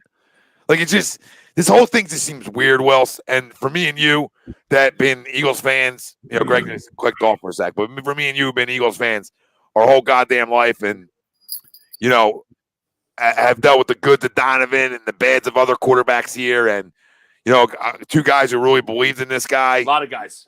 As our franchise guy from like the second we saw him. It's a weird situation that it came to this. It's real weird. But again, I'm an Eagles fan. I'm not a Carson fan.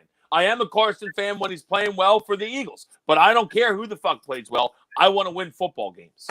And again, I want to win the next 2 weeks too. I don't give a fuck about a pick. All you can blow me. Everyone that's like, oh, I hope we lose out. Ask Jalen if he wants to lose the next 2 games. Because he don't.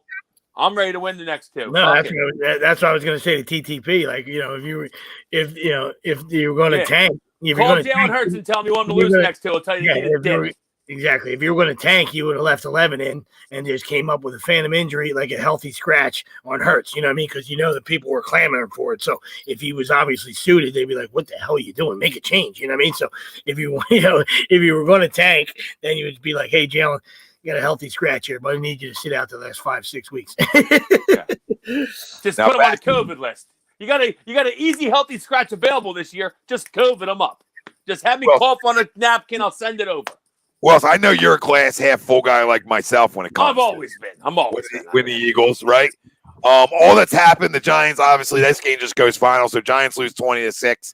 I mean, if Washington loses next week, We still technically we hold the division in our hands if Washington loses next week because we can win out and make the playoffs. Now, granted, Washington will be a favorite next week, but Carolina would love nothing more than to stick it to Ron Rivera after he left. So, after obviously they fired him, but he was there. It's his old team. So I would love to see Carolina come in and beat them next week. But Washington will be favored, and you would expect them to win that game, but you never know. Everyone thought the Rams would win this fucking week.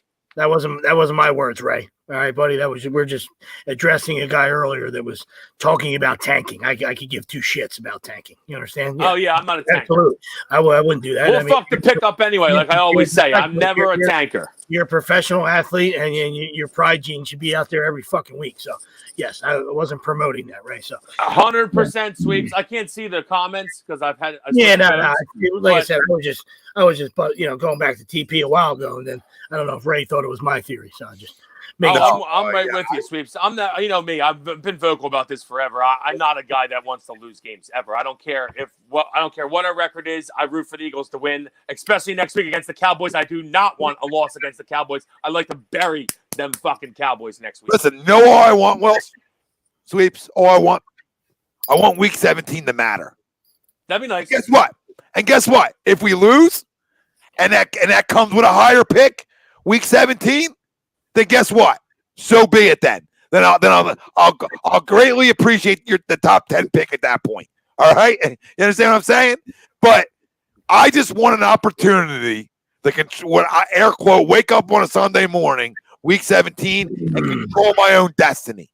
That's all we can ask for as a sports fan and an NFL fan is to wake up Week 17 and control your own destiny. And I tell you what, I don't want to get ahead of myself here, okay? And I know you're probably going to say, shut the fuck up, Brian. And I agree. But if we win the next two and sneak in, we're kind of dangerous looking. Just beat the Saints already. We'd get a home playoff game. You're never crazy with that. Your winners are 3 out of 4, and you're feeling a little good about yourself. Feeling pretty good. Like get a couple skate after this. Feeling pretty good. I got a feeling Carolina goes and beats them too. I don't know why. They could. Haskins probably going to play again because Alex Smith isn't coming back, right? Alex Smith's hurt. So Dwayne Haskins stinks worse than my asshole. So there's a good possibility. And I think Carolina's defense is better than the defense you just saw in Seattle, in my opinion. Even though, maybe not. Carolina's defense isn't good. Yeah, but Teddy Ballgame usually comes to play. Yeah. So they should be in the game. Not that Seattle's defense is really good. That's where I meant. I'd love to see McCaffrey make a return for the game. Tell you that's fun. Good week for it. Love that. Christian, kick it in. Oh, fantasy finals for me. Giddy up. Yeah. Giddy up. Did it without Christian too. Sheldon, that's true. That's impressive because he's the top pick. Yeah, Sheldon, that is true. That in my opinion, they're the 3 top players under, that are younger or tied up for a while. You know what I mean? They're like, it's funny that 2 are quarterbacks. That's why I said next year, if you really want to get cute and guys weren't soft as shit and pussies and all they cared and they just cared about winning, I can win with these 2, and I can tell you how. But I don't have enough time on this show to tell you how. But simply is I give the other guy 2 or 3 series a game. All right? They change up the offense. They give teams different looks. I know you don't like it, Wells, and people don't like it, but I'm also tied 100 million. You saw it in my face? You saw it in my face? I felt it. I don't know. When I first said it, I didn't like it, but I know people say, the other day, somebody's like, Tom, that's high school shit. I know, but so's the spread offense. You know what I mean? So's RPOs. So's that they all come from high school through college to the pros. The NFL's weird like that. So if you can be creative and your quarterback's acceptable of saying, you know what, I'll give away 15 snaps a game per se. Why not? If it can help your team win, if it can help you as a quarterback and help. I mean, it would be groundbreaking. It would be groundbreaking. Well, we're in a weird situation because we owe him so much money next year that's hard to get rid of. And you see that Jalen can play. It's almost impossible to get rid of him. So I don't mean especially 'cause impossible you're like no already one wants him. 64 over I the mean cap. impossible like Yes. 60 million cap hit is almost impossible to take. when you're already 60 over, though, you're 52 million over already. And then you add that in. You now you're figure 100. you figure that Alshon will be gone, probably Ertz will be gone. I would All that's assume. dead money, though. But, yeah. Dead money. None of that money really counts, right? Yeah, Ertz, the dead money Ertz does. right? But yeah, I don't know. I don't know, Greg. I don't know how you do it. I don't see a way that you can do it. Alshon has 10 million and 10.6 next year in dead money. Zach Ertz 7.7 in dead money. Hold on. Was I ever like so, Sheldon, this is what's not fair, brother. Like, you're telling me to not jump on a bandwagon tough, Greg. because I was mad that they used a second-round pick on a quarterback when they just gave their franchise quarterback $100 million? Like, so you're going to tell me Everyone should have been mad. You tell me I can't like the kid, though, now? Like, that's not fair. Like, come on. That's not fair. That's ridiculous. A true fan likes whoever's on his team. Like, you know what I mean? All I'm trying to tell you guys is with all that money that Greg and Wilson just brought up, that you're over next year. Your best chance to win is by doing what I just fucking said. If you want to try to go to the playoffs, like if you want to go to the playoffs, that gives you the best chance to win. That gives it to you. Now maybe just starting Jalen might. I don't know. You know what I mean? But if you don't want to sit $100 million down all year, this might be your only chance. Oh, you only want to start? You don't want to be a backup? Good. You can get the first series is always you, buddy. Time's yours. Remember Sweep said earlier, make it take it? Good. You score, you get the next drive. Oh, you want to get real cute here? Make it take it. Carson, you get the scripted plays. Whoever scores, you get the next one. So then it's like a little. You get the scripted plays so you look like even worse garbage. I wish NFL guys weren't pussies. Even if you don't do drives, just the games. You know, you win, you make it take it game wise. You win, you stay. That one I kind of like. So I don't. That one I kind of like. You win, you stay on. You play another one. Street ball, baby. You win, you stay on. Please, I don't like on that courts one. again, baby. Please, I don't like that one. I don't like that one because Sweeps, you know what they're going to do, Sweeps? That's why I don't like this one, because they're going to purposely lose for Wentz. They'll tank for Wentz. We see it. You see it. We're watching it. They'll tank for him. Then we're going to get automatic losses building our schedule. I'm not trying to make the offense look like a kickball team. This is what I don't tour. When people don't listen to what I'm trying to say, I understand it's not the norm. I get it. But either is having $100 million quarterback sit the fucking bench. That's also not the norm, people. That's not the norm. Also never happened before, I would say. So as your little quarterback theory has never happened before, having $100 million quarterback sit the bench also never happened before. So that's the only way I could see, like, where you could use both to your advantage. But guess what will never happen? Uncle Mr. Softy, you know, the Mr. Softy truck that we're hearing about.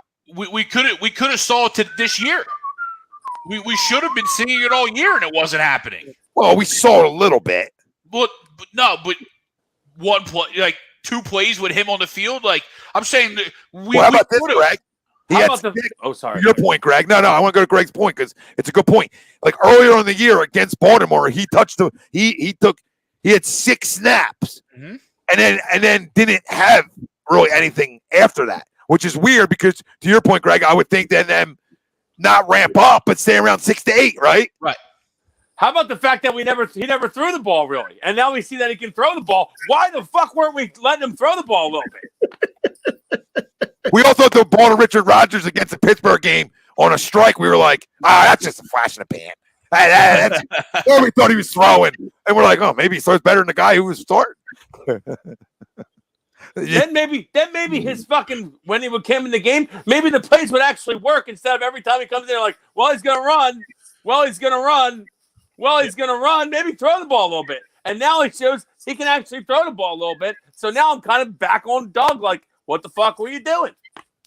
JV, I'm not saying they dress Southfield so he gets a turn. Would you guys grow up? All right? I mean, grow up. I'm talking about 2 of your biggest asset picks over the last 5 years or what? A quarterback taken 2nd overall and a quarterback just taken in the 2nd round. So they're 2 guys you picked for a reason. And again, you talk about You talking about things not being normal. You know what I mean? You waste. I want to say wasted, but you drafted a quarterback in the second round after giving your guy you thought was your franchise guy $100 million. Doesn't exactly make a whole lot of sense at the time. Listen, Ballin. We've all given him a ton of love tonight. If I know you said you're just joining. The first hour and 20 minutes. We couldn't give this kid more love. Love the way he played tonight. I think everyone has to love the way that he played today. Absolutely, Bill missed a couple plays, but he played great. Yep, for sure. No, I don't. So what are you talking about? Why would I watch some Wentz 2017 highlights before bed? I don't know what the fuck that even means. I haven't stuck up for Wentz one time in 4 fucking weeks, or 5 now. So I don't know where you guys get this agenda. Fucking nerds, Tommy. Don't listen to the nerds. You get the wrong person. You guys get the wrong person. It's just amazing. Like, you can't like a guy, and then that means you got to like him forever? No, you got to call it how you see it. Bill says, I'll chime in and say one thing. That kid is going to be special. There's no flash in the pan. Shitty O-line. Guys like Fulgham, Ward, slow-ass Alshon, and he played like that. He's already as good as Wentz. Let's hope Washington loses to the Panthers and we win both. Be exciting to see them get a home playoff game. I don't disagree with any of that. Now, is that Billy Middlebrook? Is that Billy? Yeah. I'm not going to call him special. Bill. Okay, Bill. I don't know about calling him fully special yet. I'll call him tough as shit, and I'll call him a leader. really good. He played really well, extremely well. Merry Christmas, Bill. Out there. I would say, like you said, Houston, you have a problem. if you're the Eagles. Philly, you have a problem. Yep, absolutely.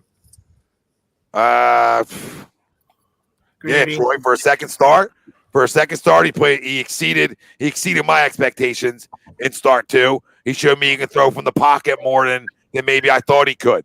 And he threw better from the pocket this week, like we talked about earlier on the show. That's progression. That's stuff that excites you. And listen, to be able to fight back from a 16-0 lead, to make a good throw to Goddard like he did the second to last play of the game, which should have been a touchdown. I need you to catch the fucking football. So I'm not gonna say woulda, shoulda, but that's a good ball in a clutch moment. No part of today felt too big for him. No part of last week felt too big for him. Like we said early on, you don't need the greatest attributes in the world, talent-wise, if you could be a leader, right? And if you can, if the situation never gets too big for you, they're the things that, they're the things that you look for out of a quarterback. Ray says, Tommy, you back Wentz like a true fan, but like the rest of us, you can't call him out for not earning it. No, I mean, you can call him out. Yeah, exactly. I think that's what we all have done. We all stuck up for him, and then there came a point in time where all of us, even on this show, we're like, all right, that's enough. That's enough. That's enough. This is Groundhog's Day. This isn't changing. Joe says, Tom, a few days ago, you said Hurts, Wentz, and Sanders are the best players on the team. Question, what position Wentz playing in your fantasy? I don't remember saying we were talking about. I don't remember saying these are the best players on the team. Question. Yeah, I don't know what you're talking about. When did I say they were the best players on the team? I mean, he sure made paid like a best player on the team. I don't know, man. He came into the year thinking he was their best player on the team, and if you're looking for potentially guys under a certain age that have a little bit of talent, yeah, there's your 3. That's about it. Slim pickings with this team because Howie's been terrible at drafting. Well, Green Bean, I'll say you this. You say the audacity of Philly fans to be hating on Jalen are the reason why we are labeled as bad fans. Nobody here's hated on Jalen, but how about the Philly fans that have hated on Wentz? That doesn't give us the bad name? Or all the fans that hate on any player that comes here, that goes through a little struggle. Like, I'm just making something else, Green Bean. Like, the guy, if you go look at his numbers over the last 3 years, little Green Bean, his numbers are good, okay? Really good. QB ratings a lot of times over 100, okay? Unbelievable. So now we're going to just run him out of town. That's all I'm saying. I don't know who the guy should be right now. And I'm encouraged. I'm encouraged. Yeah, I'm encouraged as shit for Jalen Hurts right now. I'm so encouraged to see more of him.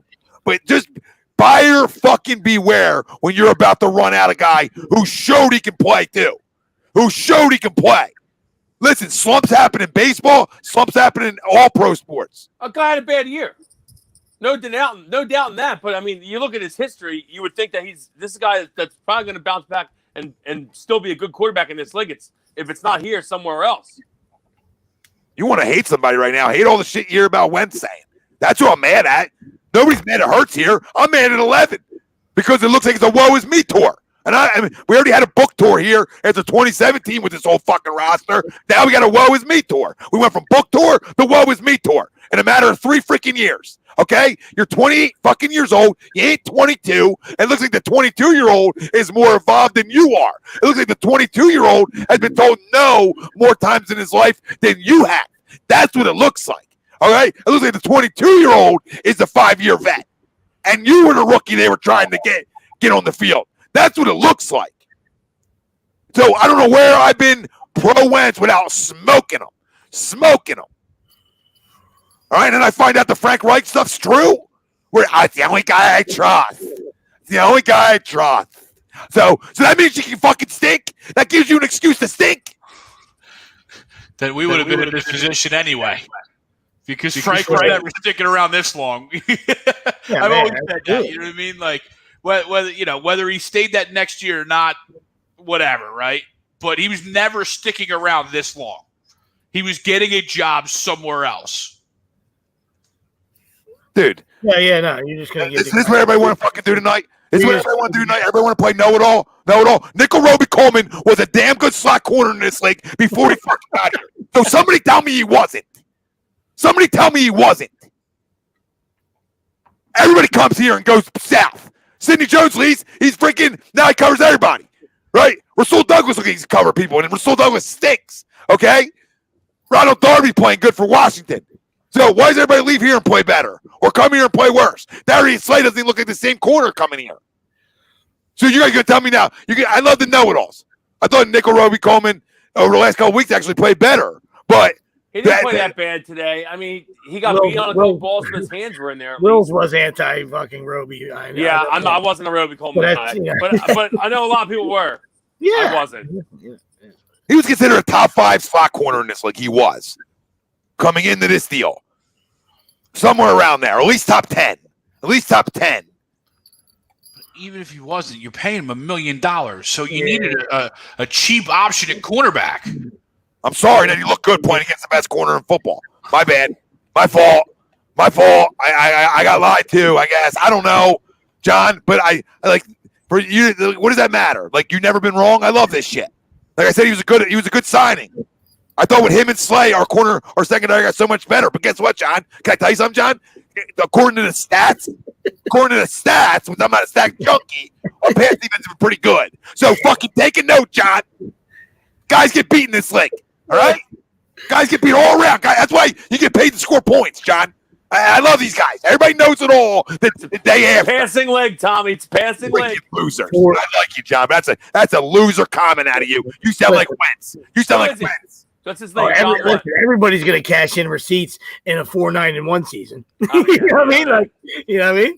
Everybody's going to try to cash in receipts. Don't we? Listen, we can go back and screen grab everybody's shit. So I don't want to hear it. All right. Everybody's been wrong. 4-9-1. Everybody's cashing in. 12-2. Everybody's holding hands and saying, "Hey, man, hope they open up the transit. Hope they open up the train for the parade." Hope this is open. It's like we always say, give me 2 vaccines in my nipples. I can't wait for this parade. You know what I mean? It's like they always say, 4-9-1. Everybody's got hey man, everybody's got the screenshots. John, I know you're messing with me, John. Poke the bear though. I mean, feel free. It's like they always say, Sweeps. It's 12-2. It's fucking everything's fucking rainbows and blowjobs. Everybody's happy. 4-9-1. People start crawling out the woodwork. All the trolls coming out. Jacob, I would say yes, because I mean, you can probably get him for cheap. It's probably the only reason. I don't know. I don't know. Just because they're such in cap hell, I would be like, no, they'll probably go address it in free agency. But first off, I think you don't have many guys that can use him in both spots. So I guess that makes him an asset to them in a way where maybe I'm not even here yet, but I got to see what they cut. I got to see what they move. You know what I mean? I got to see all this. It's hard to say right now. I know Rodney McLeod, like we talked about the other day, is under contract. So you got to figure that one out too, because he won't be back by the beginning of the year. So we'll see. I mean, I don't know. I just don't know who's back. It's hard to say. I don't know. Is Mills a 1-year deal, Greg, or is he a 2? Yeah, he's not. It's a 1-year deal. The 1 year. So I would, if you had a gun to my head, I would say no. But knowing how depleted our secondary has sort of been, and how much we're up against money wise, I don't know. Like I don't know. Like if you can get him back for $1.5 million, $2 million, they probably comes back then. You know what I mean? It just depends on the money. If he's thinking he's going to get $5-6 million because he played safety and corner, well, then grow up, Peter Pan. Enjoy. It was fun having you. We appreciate the Super Bowl and the green hair. You know what I mean? So it all depends. Like cool hat, cool green hat, like Snoop. You know what I mean? Like and you know, guys. I've always liked Jalen because I think he's tough. But, now you think is Howie back, and is he laughing right now after these last 9 quarters? 4-9-1, nobody's laughing. But I'm saying, like, is he secretly laughing? Is he secretly laughing? In a pillow right now. Unfortunately, he's definitely going to be back. Chewing on a pillow. Yeah. Yeah. Nah. Laughing in it too. I mean, if he likes it, it depends. Depends if he likes it. Depends if he likes what's behind him. You know what I mean? I can't answer that. So I would say he's giggling. I'll say he's chewing and giggling, and then decided to chew. But that's just the roster I see put together. Zed's dead. Now he's alive. Zed's dead. That's just the roster I've seen him put together. Would assume that he's biting, and he's biting hard on. Yep, for sure. Guy's gonna break me into a COVID fit over here. Definitely not delivering it. Zed's dead, baby. I did, Marquise. I did say that earlier. If you guys listened, I thought Kayvon Beans' name wasn't mentioned a million times. That's a good thing. But I will say this: they can't let Rodney go, Marquise, because another dead cap hit. They can't, and it's more than his actual contract. Yeah, he's back, and a guy like Rodney who works extremely hard, he'll be back from that ACL in 10 months. You know what I mean? It's just the ACL. It's not an MCL or all the other shit, right? It's just the ACL, I believe. Possibly 8 months. Yeah. So I mean, Rodney's a guy who will work hard and be back. I'm not saying he's going to be. He's already came back from this once with another knee. So, and he came and played at a high level after that because that's when we got him. You know what I mean? Yeah, I'd expect him October next year, maybe. Yeah, maybe. But I like the fact that Kayvon Wallace is getting playing time because. Again, we need young guys to just get thrown into the fire so they can at least get the speed of the game ready. So when they come into next year, they're a little bit more prepared on what they saw and what they need to work on in the offseason, right? The only way you can prepare a guy to say, you know what, I trained like this offseason, but I got to get faster laterally. I got to get you know what I'm saying? You guys know what I'm talking about. I got to do this. I got to do this. And Rodney McLeod's a leader on this football team. So Rodney McLeod's back to me. Because I think there's going to be some leaders that aren't here, and you're going to need some veterans still here. And I'll give Jalen Mills credit because I laughed at what he said earlier that this secondary before the game has a standard to set. That's what he told the younger guys. Credit to these younger guys who got thrown into the fire today because they played pretty tough given the circumstances. I thought so too. No, I thought the whole defense played well. Ish, right? I mean, when you give up 40 points or, and potentially, outside of turnovers, potentially more, but especially that back half where we already knew they were decimated, I thought they fought. You know what I mean? They showed more sometimes than they have shown in the past, right? Forced they showed two big turnovers. Yeah, they did. They first forced turnovers and played hard. And that's all you can really ask for with guys that deep into, the depth chart, right? Dion, you said Rodney is the Tobias Harris of the Eagles, hype and a fake leader. Come on, dude. Tobias Harris doesn't have a fucking ring. Rodney does, and he played that year. So it's not like you can take it away like people take Carson's ring away. People take Carson's ring away because he didn't play in the Super Bowl. Rodney did. So I mean, whatever. I'm just telling you he's back. You can call him all the names you want to call him, but money isn't in our favor next year. So the whole taking dead cap hits, aren't real. Anybody under contract that we can't we get a cap hit if we cut them, they'll be on the team. Dion, your right guard is Brandon Brooks, who you're paying a lot of money to next year. He'll be back. Your left guard is Isaac Salamalu, who's under contract next year. Your free safety is Rodney McLeod next year because he's going to be back. Your strong safety, that's what they need to address. Unless Kayvon can play strong safety. So, I mean, there's your sort of your options there. So what are you guys thinking? I mean, I know we talked about it, because it's still wide open. I wanted to get everybody out there that's listening's opinion on it. But, do you think this, who do you think wins this division? Do you think it is Washington? I mean, probably. And they'll lose in the playoffs first game. They control their own destiny. So that would put you in the driver's seat. You know what I mean? Not only do you play the Eagles, you know what I mean? Anytime you don't need help, then you would be considered the favorite. You know what I mean? And they have 6 wins. I get that. So common sense will tell you that. But like you said, if the Eagles get help, now the Eagles need help, and then they got a shot. In week 17. That's all you're asking for. As an Eagle fan, you know what I mean. But will you get that help next week? I don't know. Yeah, just keep us interested. Yeah. Get a W against Dallas next week, and hopefully Carolina can pull one off at Washington, and then anything can happen. I just know how the NFL works, right? As a whole, as a product, and I can almost fucking book you that week 17, Eagles Washington are playing for the division.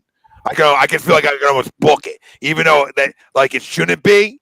I just feel like I can book the NFL and the NFL needing drama. You know what I mean? In some fashion, because there's no other way for them to get it outside of they can get it from 2 teams. They can get it from the Giants and Washington, but they're not playing each other. You know what I mean? So you're getting drama, but that drama for a shit division isn't really drama if they're not playing each other. It becomes drama even in a shit division if they're playing each other. Now it becomes drama for the league. And the other thing is next week is the timing issue. You know what I mean? Redskins play at 1, Eagles play at 4:30. So you'll know before the game. By game time. You'll know by game time. How much you want to bet Washington lose at 1 o'clock next week? Even if they're supposed to win, they'll lose at 1 o'clock. It's this setup. It just sets you up for drama. I'm not saying we're going to win week 17 versus them, but it's just setting you up because the league's about what, boys? It's about making money. Absolutely. And the only way they make money is that people tune in, and they need. I think we watched it in Atlantic City, but this reminds me a lot. Granted, it's a week before, but it reminds me a lot of the one year I think the Raiders had to beat the Buccaneers, and fucking the dude that broke his leg at Louisville had one good game. Michael Bush had a monster game, beat the Bucs, and then we played Dallas to win. Basically, whoever wins gets in the playoffs, and we smoked Dallas, make the playoffs. That was years ago now, but I remember it. But I remember it well. Look at last year. Last year we needed that help, right? Last year we needed help going into week 16. We needed stuff to go right, and we got it, and then we took care of business. Now, we would have made our life a lot easier. We would have been controlling our own destiny if we were able to pull one out today.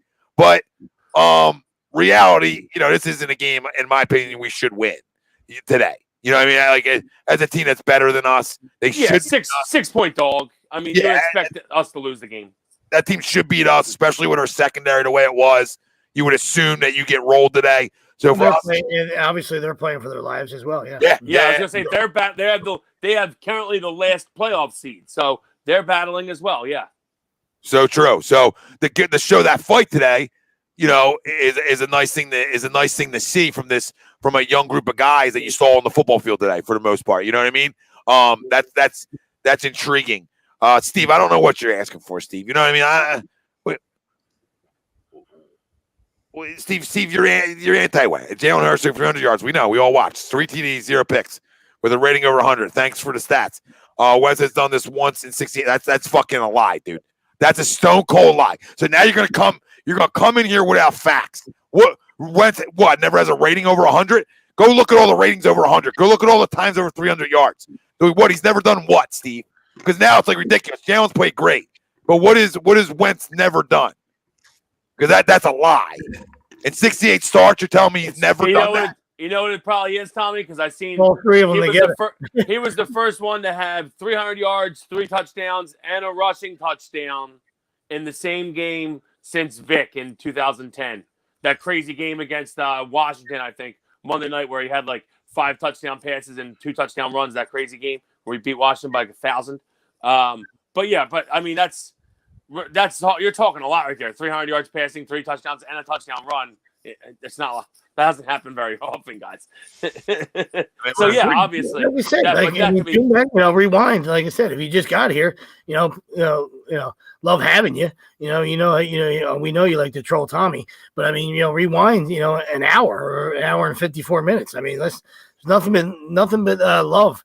From this panel. You know what I mean? Like, screaming from the mountaintops. It's been 9 spectacular quarters, right? So you can nitpick it, and it hasn't been perfect, but it's been 9 exciting, spectacular quarters where he had a chance to win all 3 games that he participated in. So I don't know what else I don't know what else people want us to say. You can't ask for much more considering what we were dealing with, the last 5 games. Going into that, you can't ask for much more from what Jalen's done. Let's not go there, dude. Not go there. With who? I hope you're talking about the chat. I hope you're not talking about this panel. Because there's nothing to do. It has to do with winning football games. I don't care. I was the biggest Donovan McNabb, and so was Wilson supporter in this city. So if it's about us, I would tread real fucking lightly because I'll go prove to you with plenty of videos. Are we throwing the race card around? I can't see anything. Yes, Dion said it's a race thing. I hope he's not doesn't mean like us. I don't fucking love Donovan McNabb. So but, yeah, I don't like that. I just got to read it because I don't like it. You know what I mean? I'll just read it because I don't like it. Guys, this isn't a Wentz versus Jalen Hurts thing anymore. Like you guys make this into like how people making the politics in 2020. Like you can only be on one side or the other, and you can never be on both sides. So the world I used to grow up in, you can be on both if it's on your team. Makes sense? The world I grew up in, I'm allowed to like both of them. You understand? The world I grew up in, I can like both of them, and I do. How's that? How's that, people? I know people don't know how to handle that in this fucking city, but I'm going to sit here and tell you, they both wear midnight green. I want them both to be fucking successful. All right? If you don't, shut the fuck up. You ain't an Eagles fan. That's facts. Okay? Just because you like one guy doesn't mean you don't like the other guy. Like you said, Tommy, you like one guy, you can like the other guy too. It's not like, I like this guy, I can't like this guy. No one's saying that. You can like them both.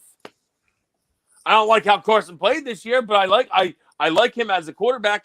Like I always have. I don't know. I'm a little skeptical moving forward now, but I still think that he can be a good quarterback in this league, and I'm very excited for what Jalen Hurts has shown so far, and I'm hoping that he continues to progress. That's all I want. I just want whoever. I don't care who the quarterback is. I don't care if he's black, white, Asian, freaking brown, tan, orange, green. I don't give a fuck. I care about wins in Broad Street. That's all I care about. So I don't know. You know what I mean? And what's our own fan base? That's because fans do that. Yeah. And that's what they're trying to do. They're trying to they always put them against each other. There's no way that's true, Steve. 300 yards, 3 TDs, no ants, and 100 rating. There's no way that Carson didn't do that in 68 starts. There's no fucking way. 2017, he probably did it multiple times. I just can't believe that that's true. So I find that now you're lying. Who gave it to you, Steve? Who's the source? Honey? Who's the source? Tom's upset when he starts throwing honeys around. I know because he's called me honey plenty of times. Honey badger. So that's what it.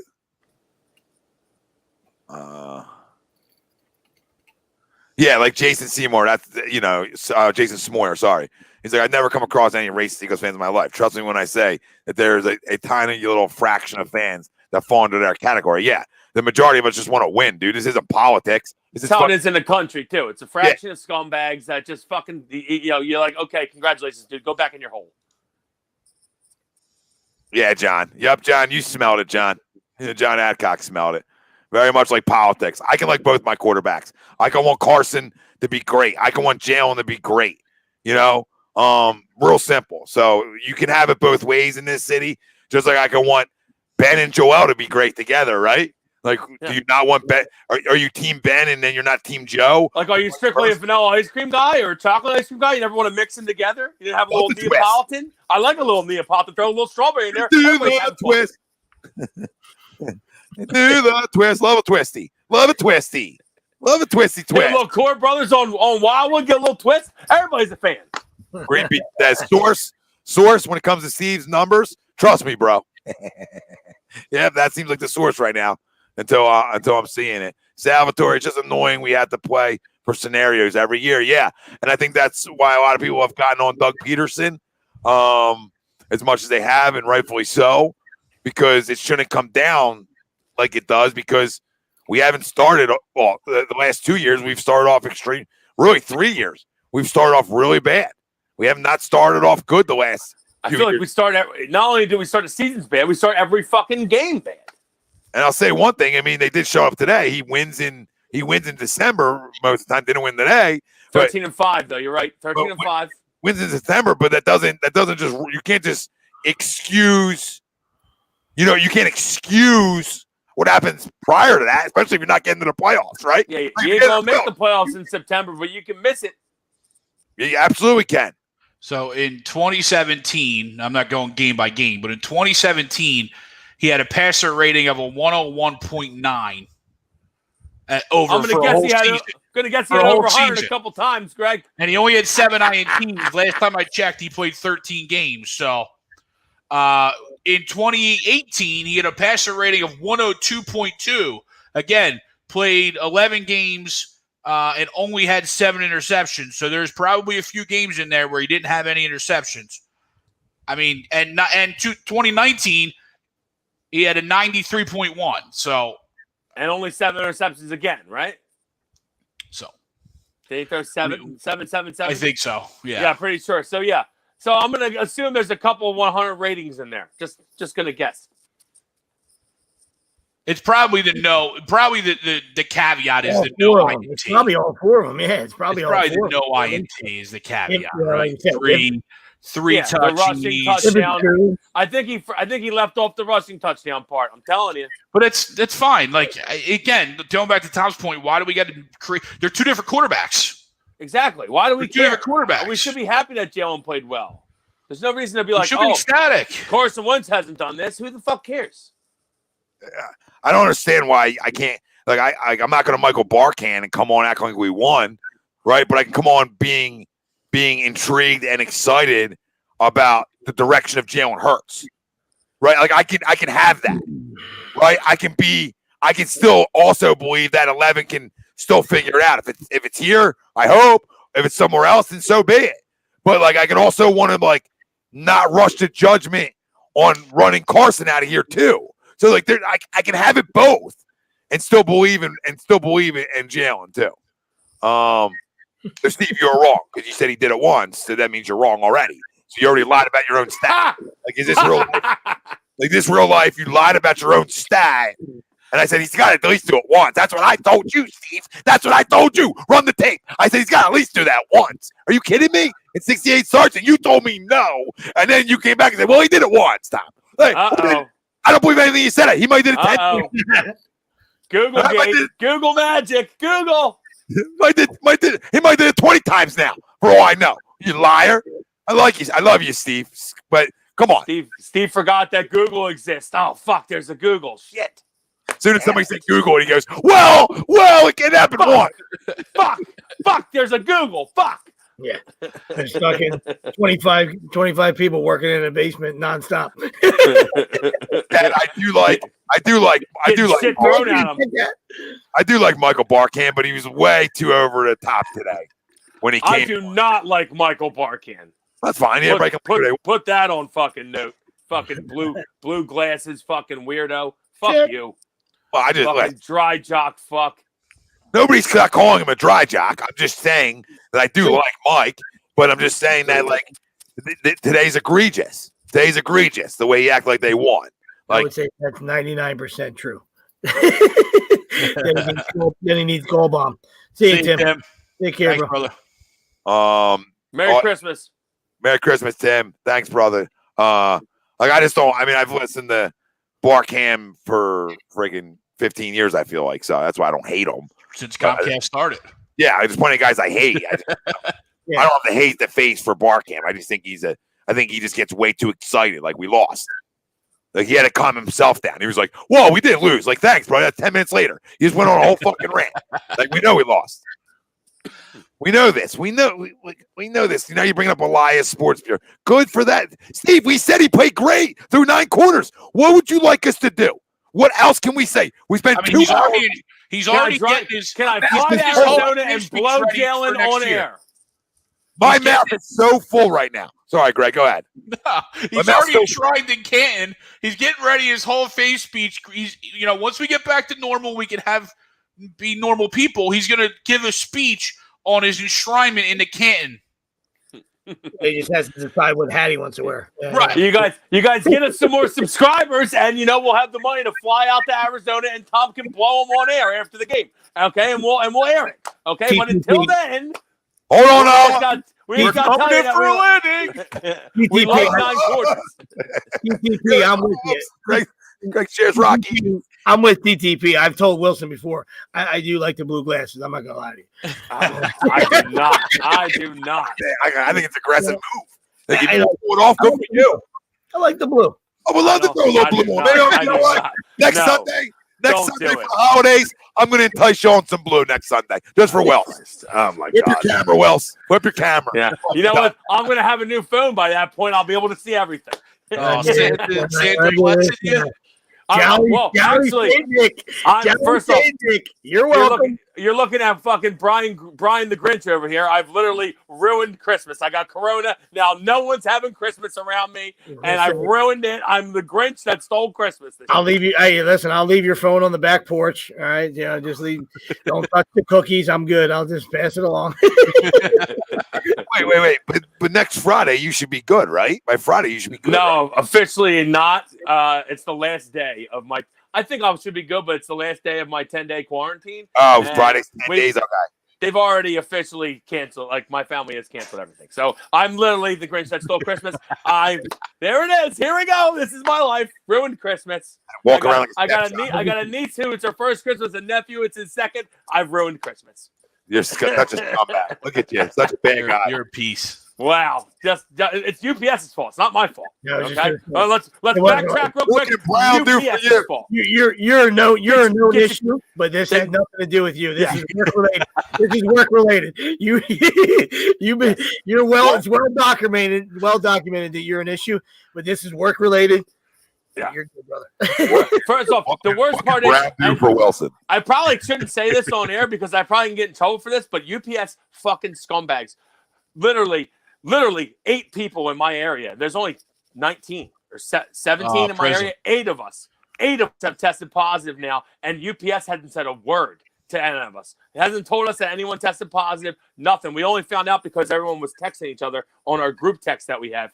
Fucking scumbags, UPSs. And I bet you this is most of these big companies that make billions of dollars. They don't give a fuck about anybody. Fucking scumbags. I wish I could throw my fucking boss's name on here, but he probably would be fucking really upset. But he's number one fucking scumbag of them all. I hope he gets fucked right in the ass for Christmas. Fucking scumbag.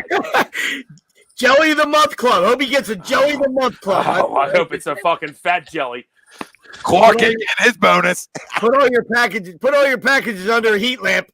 Anything that if you see the big brown truck coming, put all your packages under a heat lamp. Yep, Clark ain't getting his pool. Clark ain't getting his big pool.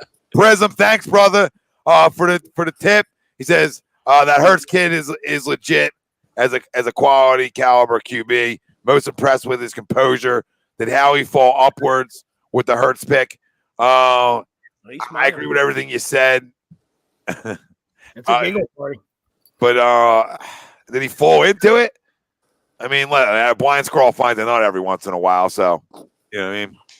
I mean, he hasn't made a good pick in 3 years. Finally hits one. It's the one you think it's the one you go, why would you pick that there? Yep. That's the one you would hit. Yep. Questionable one. But Well, we also welcome said to once it happened that this was going to ruin Carson. I mean, welcome to 2020. You know what I mean? That's 2020 in a nutshell.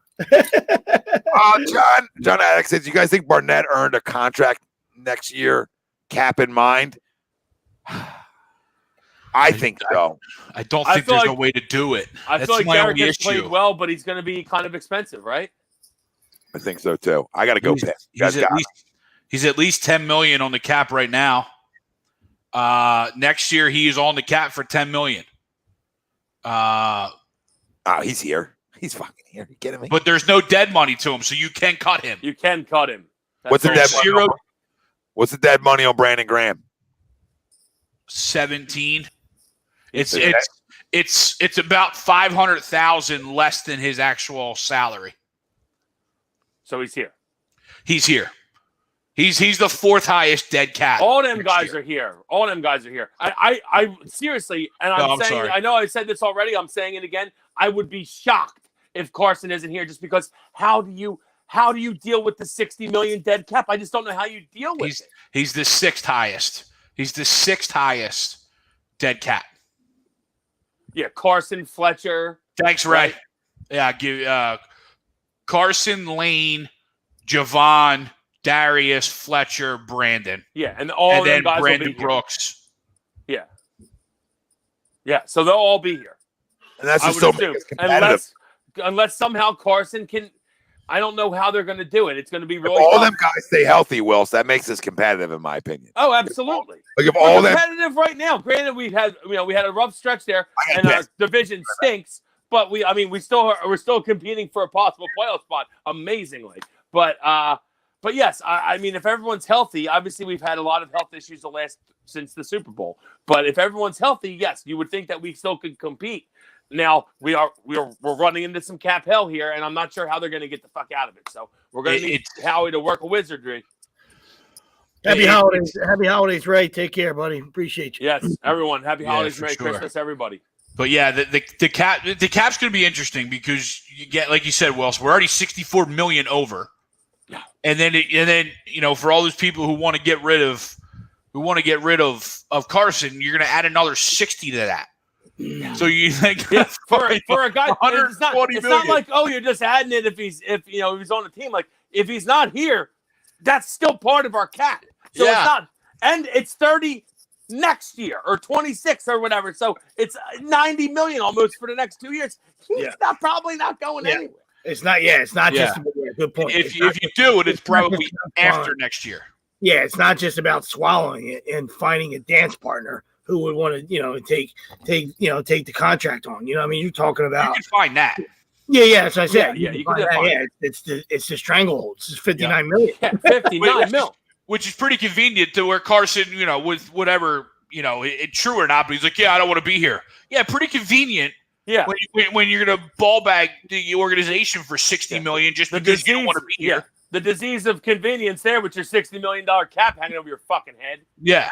Keep your fucking mouth shut. And I said, I've been a firm backer of Carson, that I like Carson. I think Carson's a good quarterback. I think he's a guy that's had a very bad year, which happens. But this shit, this whole, if it's true, this talking nonsense, zip it. Fucking zip the lip. You played like shit. Keep your mouth shut. Keep your head down. Tap Jalen on the back. Let's get some golf claps from the sideline. Besides that, keep your fucking mouth shut. Cash those checks every week. Load up the food truck. If you don't want to dress and be a backup, then don't even be in stadium. We'll let Sudfeld dress. Take the food truck and just cash those checks, bro. He's dressing. That's what I'm saying. Stay on the sidelines and support your team. Yeah, absolutely. Take your medicine, dude, because you created this, right? Absolutely. You're the one that got Wally pipped. Yeah. If this is what happened, you got pipped, bro. You know what I mean? Yep. So there's no if change. You're playing well, Hurts ain't playing. Yeah, exactly. There's no change in the contract. You know what I mean? So either way, you're not going to get out of it. You know what I mean? So at that point, like you said, like there's no change in the cap hit. It's still there. You know what I mean? So it's just about if this dude continues to soar and play well, you know what I mean? The Eagles might just have to eat it. Doesn't matter if he's here or not. You know what I mean? So, but yeah, as long as you're going to be here, you shut up and you do what's asked of you. You know what I mean? And hopefully, They don't, stupidly play a guy that doesn't belong playing because he's getting paid all that money. You know what I mean? Yeah. That drives me crazy in professional franchises. You know what I mean? Like, we talked about the cap, and I get that. But there's times when you got to move on from stuff. You know what I mean? I know you can't physically move on because you know what I mean, but you move on the field wise. You know what I mean? If it's time to move on from him on the field, then that's what you have to do. You know what I mean? And to back that up, locker room to keep it. Sorry, Wills, real quick, just to keep a locker room and keep the players that you still have under whatever cap that you have left. And to keep a competitive, enough team, on the field that you can run out there every Sunday. Where guys are going to play for this other guy. It looks like in the small sample size that the guys that had enough of 11, so we'll see if that's range true. You know what I mean? But I just don't see how training camp and, a quarterback competition is going to change anything. Cause like you said, we talked about earlier, like you guys said, the other guy is bigger, stronger, has a bigger arm. You know what I mean? So that's going to look good. That should look good in practice. You know what I mean? Yeah. The other guy's playing well when the lights are on. Yeah. Yep, absolutely. And guess what? The only way, like we said, it's tough to find a way out of it for the Eagles. Tough to find a way to get rid of them. But the only way, I would hope that Carson doesn't stoop to being a guy that starts taking shots and forces his way out, because that's some shit that I don't want to happen. Because that can happen, obviously, but it's the low road. You played like shit. Take the high road. Fucking take your medicine. Stay on the sideline. Clap your team on. If you want to be a scumbag and force our hand to get rid of you, now I'm going to hate you. Yeah. Okay. That's now personally, I'm just going to hate you. If you take the high road and you ride it out, I'll wish you well if you go somewhere else. But if you're going to be a scumbag and take the low road and force our hand to get rid of you, then I'm going to hate you. That was my. No, I was going to say that was my thoughts all day. Like when you're hearing like these reports come out and from Schefter and everywhere else, and you're just like my thought is like, what is going on?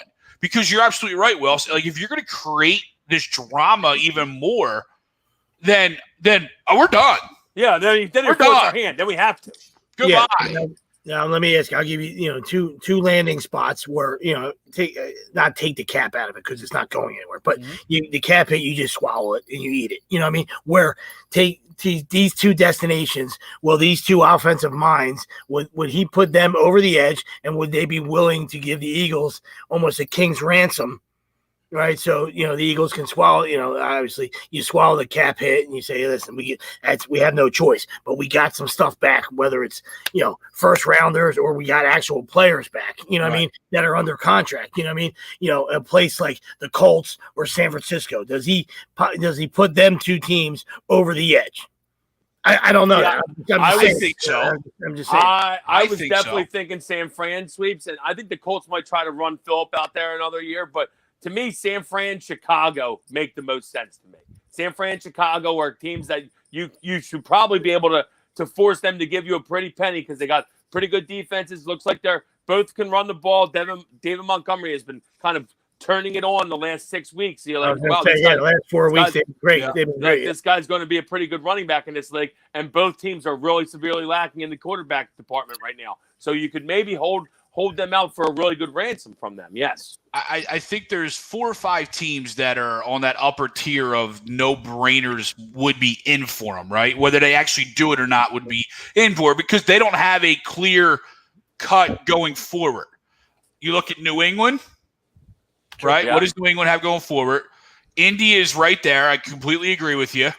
San Fran, Chicago, and then throw the Saints in there. I know that's trendy right there, but Drew maybe Brees, even Tampa too, maybe. And potentially Tampa, right? But these, Sean Payton's come out and said it, but Drew Brees is on his last year or he's going to be done soon, right? So he better be on his last year. Yeah, he looks. You know what I mean? So you got these teams that you're right, Sweeps. In theory, they're all pretty good teams that have stuff around them.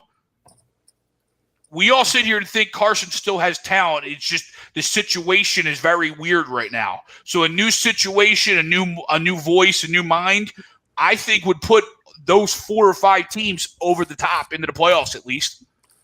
Oh yeah, well, no, Greg, I feel like I'm right with you on that. Those are probably the 5 best destinations and 5 that make the most sense, I would say.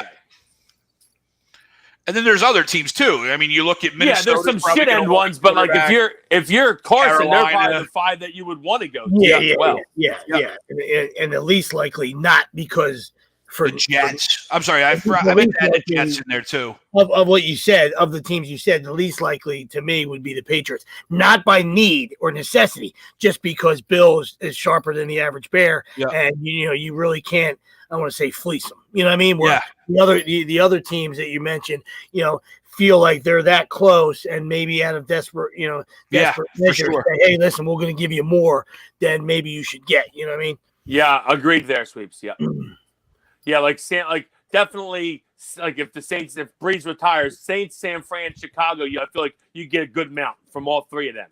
Because all 3 of them probably think, hey, you put a good quarterback in here, we're easy, a playoff team. I mean, Saints are already a playoff team. San Fran and Chicago, they probably are with a good quarterback.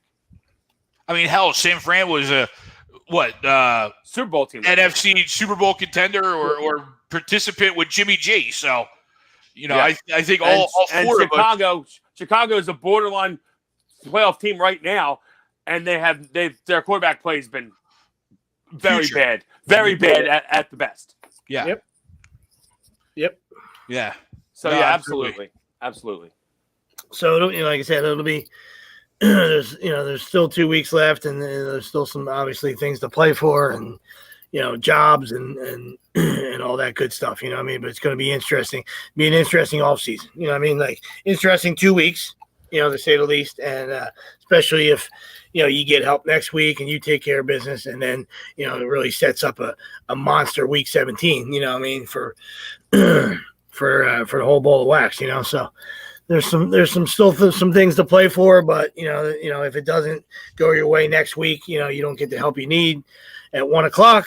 Then it's going to be an interesting offseason. You know what I mean? Speaking of things, very interesting offseason. Yeah, and like I said, especially if he's the guy that's acting like acting like he walks on water, and and he's making all these statements, and if it's true, like we talked about earlier, and he doesn't have a mirror, or he doesn't have tape, or he hasn't seen himself this year. You know what I mean? Because there's guys like that exist. You know what I mean? Like, AKA Dwayne Haskins, He must be walking around the house in camouflage. Like, you can't see me. Yeah. He probably thinks he's John Cena. You can't see me. But speaking of things to play for, and I know it killed Willie today, but why would the Jets win? Did they not want Trevor Lawrence? They still own the tiebreaker. No, they own the tiebreaker. Because do they own the tiebreaker? It's because it's the NFL, Greg, and they all have pride, and they play to win. That's why. They do. And they figure they're not going to get more than one, and they do own the tiebreaker. That's what I heard. So I'd have to. They do own the tiebreaker, I think. Yes. But it could change if they win another game. I mean, yeah. Obviously. Yeah. Going into LA wasn't supposed to be a W. Nor should it have been. But it's, like you said, typical. It costs you money, and you take that out of play. Just typical Rams. Typical Sean McVay pussy Rams. Smug little motherfucker thinks he's the smartest guy in the room. You just want to knock him the fuck out. And Goff's been Goff. That's a typical Super Bowl performance out of them. Absolutely. 6'7", you shrink down, you play like you're 3'8". You know what I mean? Unbelievable. My favorite thing that's happened in the last 5 years was them getting their asses handed to them by Belichick, or McVay getting his ass handed to him by Belichick in the Super Bowl two years ago, plus years ago. My favorite thing that's happened in the league the last 5 years, besides the Eagles winning the Super Bowl, obviously, because that was incredible. You can't bring that up because we're going to be living in the past now. I don't like that McVay fucking smug fuck. And I love the fact that he got taken to school at the Super Bowl. And you love to see it cost him a spot too, because they got the Seahawks next week too. So in Seattle, I mean, it's, they're no longer the NFC West leader too. After losing at home to the Jets, you should kill yourself. And you cost me. I had your money line. You're a 17-point favorite. All you gotta do is win the game. I wasn't even looking at it. I was like, well, the Rams are gonna win. Thanks a lot. Fucking assholes. Yeah, the current matchups in the AFC, they would play the Washington football, or the NFC. If it ended today, they'd play the Washington football team in Washington. Yep.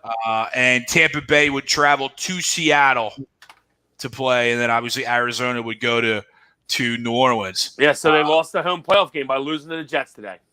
And I know the crack team of broadcasters brought it up, but we watched it today. That Arizona team could be potentially pretty scary for teams because they can put up points.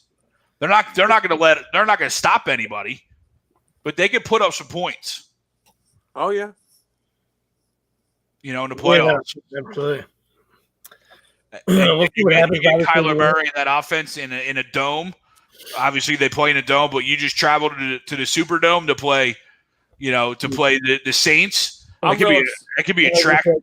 I'm real excited for the 6 game wild card weekend. That's awesome. Yeah, that'd be awesome. 3 games Saturday, 3 games Sunday. And in true 2020 fashion, the Patriots and the Spurs missed the playoffs for the first time in probably a long time, 20 years, Patriots 12 and Patriots 12 and San Antonio since they drafted Duncan.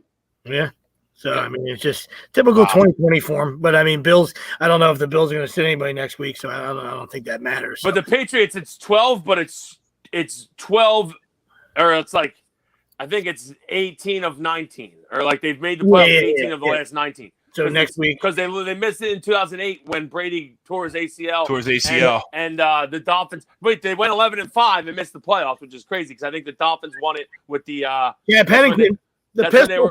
They were running the what's it called? They smoked New England that year by doing the Wildcat. Yeah. Well, they broke the Wildcat out. Nobody had seen it before, and they smoked New England with it. Ronnie Brown, yeah. But I mean, like I said, I don't know if the Bills are going to rest guys next week. But if he grabs that one next week, and then he's got the Jets after that, so he possibly can go 8-8. With a ton of defensive guy, with pretty much his whole defensive roster opting out. You know what I mean? And a running back and quarterback. Yeah, I was going to say, and Cam being horseshit. Cam hasn't thrown the ball for shit all year. Yeah, exactly. If he ends up at 8-8, it's just like, you just continue to tip your cap to the guy. I think he has. I know everybody wants to tell it's all about Brady, yada yada yada, and I get it. It was a great duo. You know what I mean? Both needed each other. You know what I mean? Because. But Bill can coach a little bit. Yeah. Bill's the best defensive coach of all time. So I mean, and like you said, Sweeps, you're doing this with. I'm pretty sure Cam has 6 TD passes on the season, 5 or 6, and has like 13 touchdown runs. He's basically a running back, a quarterback right now. And they lost Gilmore today, right? Yeah, it looked kind of bad too. Yeah. Feel bad for him. He's a good player, and he didn't opt out like half the fucking team did. So I like Stephon. Absolutely. Sweeps. What's the Dolphins need to get into the playoffs? I think they're in. No. They're not in yet. No, the Ravens had the easiest schedule. The Ravens are going to finish at 11-5. That Monday night game was a backbreaker. As a Dolphin fan, you know what I mean. Like it just, you needed help from. Aren't you the 7 spot though? Sweeps or no? Yeah, right now, but they're gonna, like I said, the strength. I mean, just by schedules, you know what I mean. The Ravens should finish at 11-5. I don't know anything about tiebreakers. The Fish got the Raiders that are sinking ship on Saturday. So if you can grab that one, you're 10-5, and then I'd have to check out Week 17. And Week 17 is the Bills at the Bills, but like I said, the Bills could be sitting people. Yeah, they could be sitting people at that point. Raiders at Bills, yes. You know what's funny is I just said in a group message, we were talking about the NFL, and the NFL loves the storylines, right?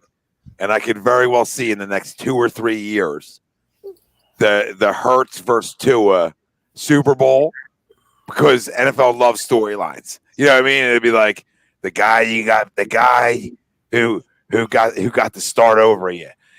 And the guy you got benched for, the guy you got benched for, and then you took over for a guy who was the quarterback, and he got benched for you, and it's just like that whole 2 weeks of storyline after storyline. NFL loves fucking storylines. Not saying next year, saying the next 2 or 3 years, because I really do believe the Dolphins are going in the right direction. I can't say that about the Eagles, but I just know the NFL likes storylines. So, it was so funny. I came back on, and you're right. You guys were right talking about the Dolphins, because it was like Perfect timing here to drop this one. I love. I mean, listen, you're putting both of our teams in the Super Bowl. I think we'll all be happy with it. Yeah, absolutely. I love me some Brian Flores, and that's it's not a knock on Tua, but in those 9, of the 9 quarters that I've seen Hurts, he looks better to me. You know what I mean? Like I said, it's a lot of football left. I'm just saying, just from, and Tua wins, he's a winner. You know what I mean? He's a great kid, both good stories, you know what I mean? So not a knock on either one of them. I'm just saying. Like, that's what tell me, you know what I mean? It is what it is. How much did the pro style better? But Sleeps, this is like a real question that is something to really talk about. Like, how much is the pro style offense that Jalen Hurts was able to go play in Oklahoma, benefited him early on at the NFL level, unlike Tua, where Saban's really not a pro style offense per se. Exponentially, Tommy, I would say. I think it's helped him so much. Like, I think Tua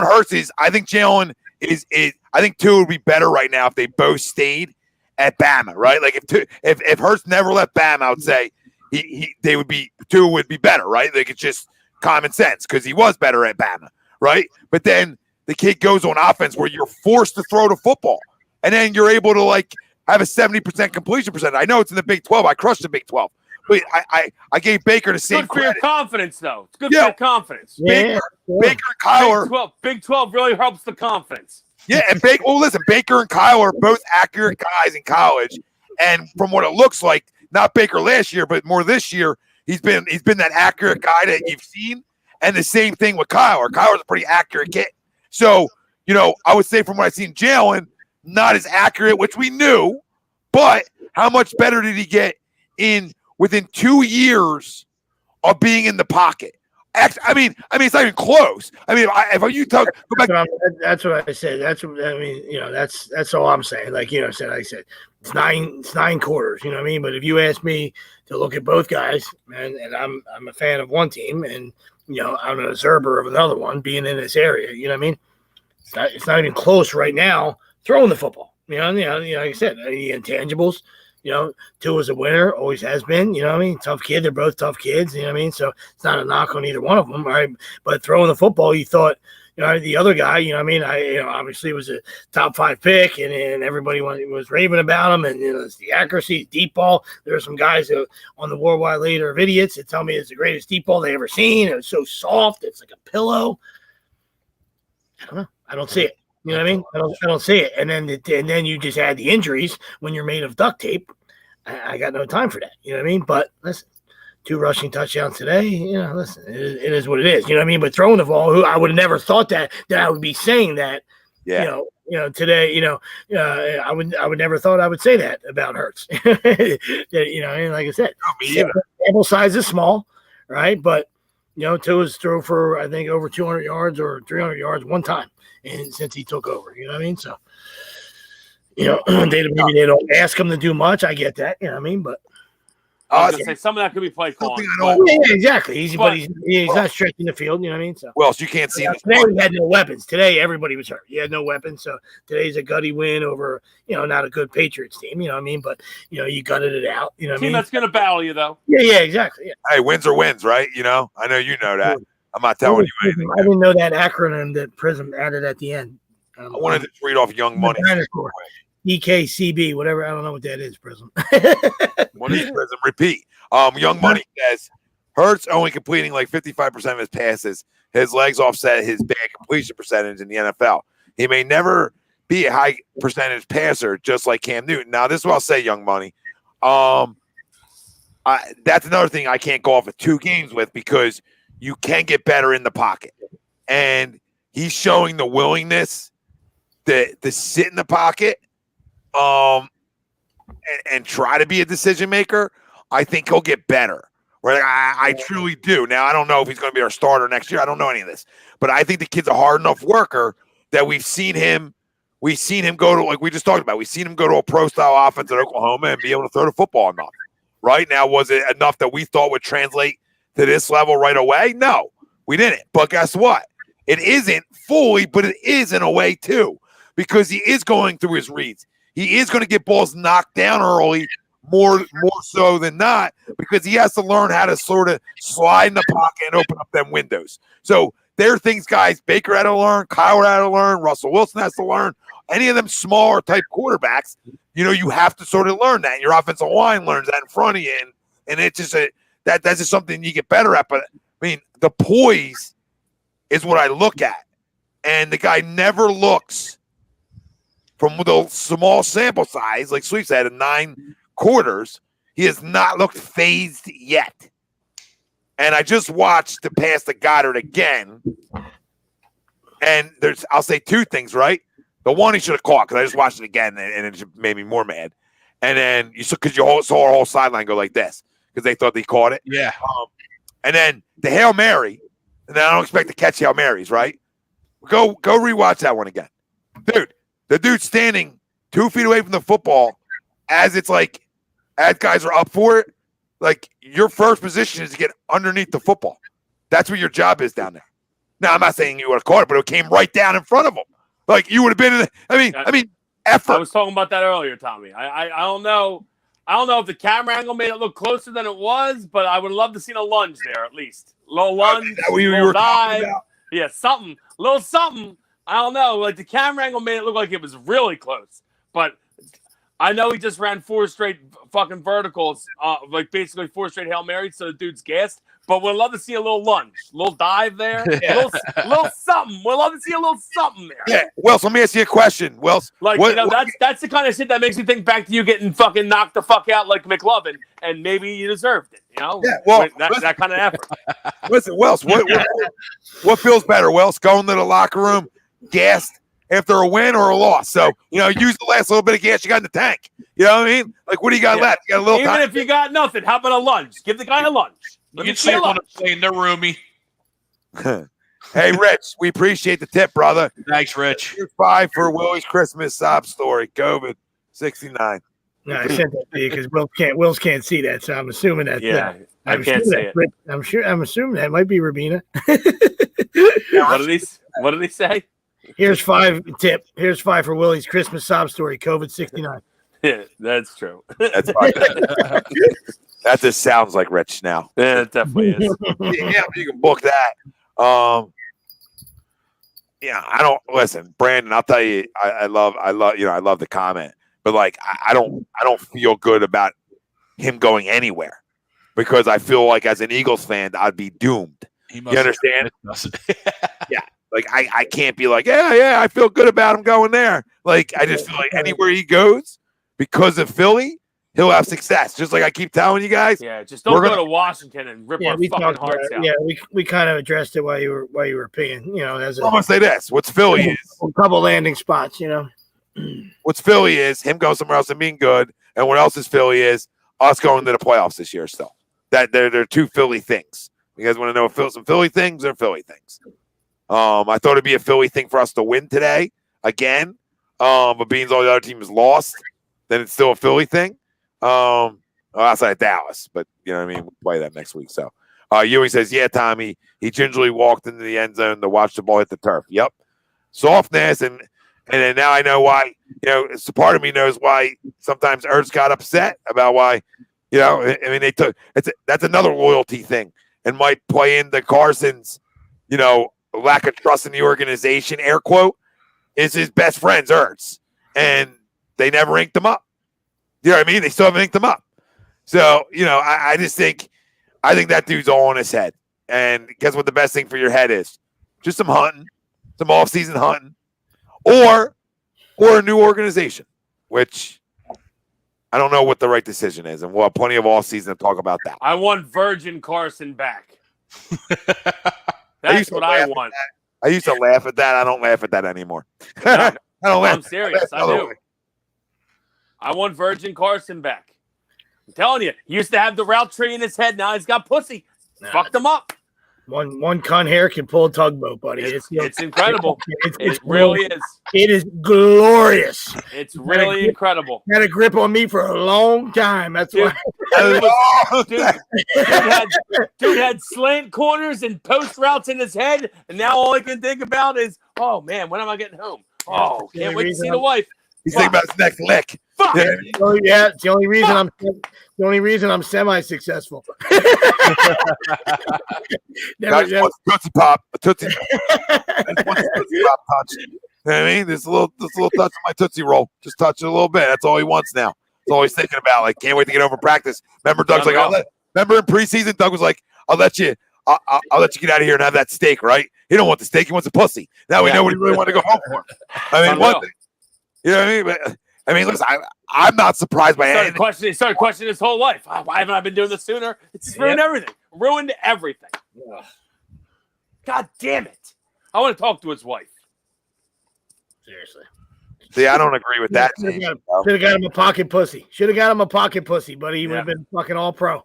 He would have stayed healthy and been an all pro. JV, you can say Russell Wilson like sold out, like in a way, but you can never like question like he like after he got paid. Like, no, he just upgraded his pussy. There's a difference. Like Russell, if you're talking about Russell Wilson, like he just upgraded his pussy. That's all he did. You know what I mean? Never stopped balling out. Yeah, well, yeah, he's still awesome. And oh yeah, that's why I'm confused. He was like a born again. Wasn't he a born again virgin or something? Doesn't exist. Sorry, hey Russ. Russ. He's doesn't never exist. Doesn't exist. He's never been. Not awesome. And yeah.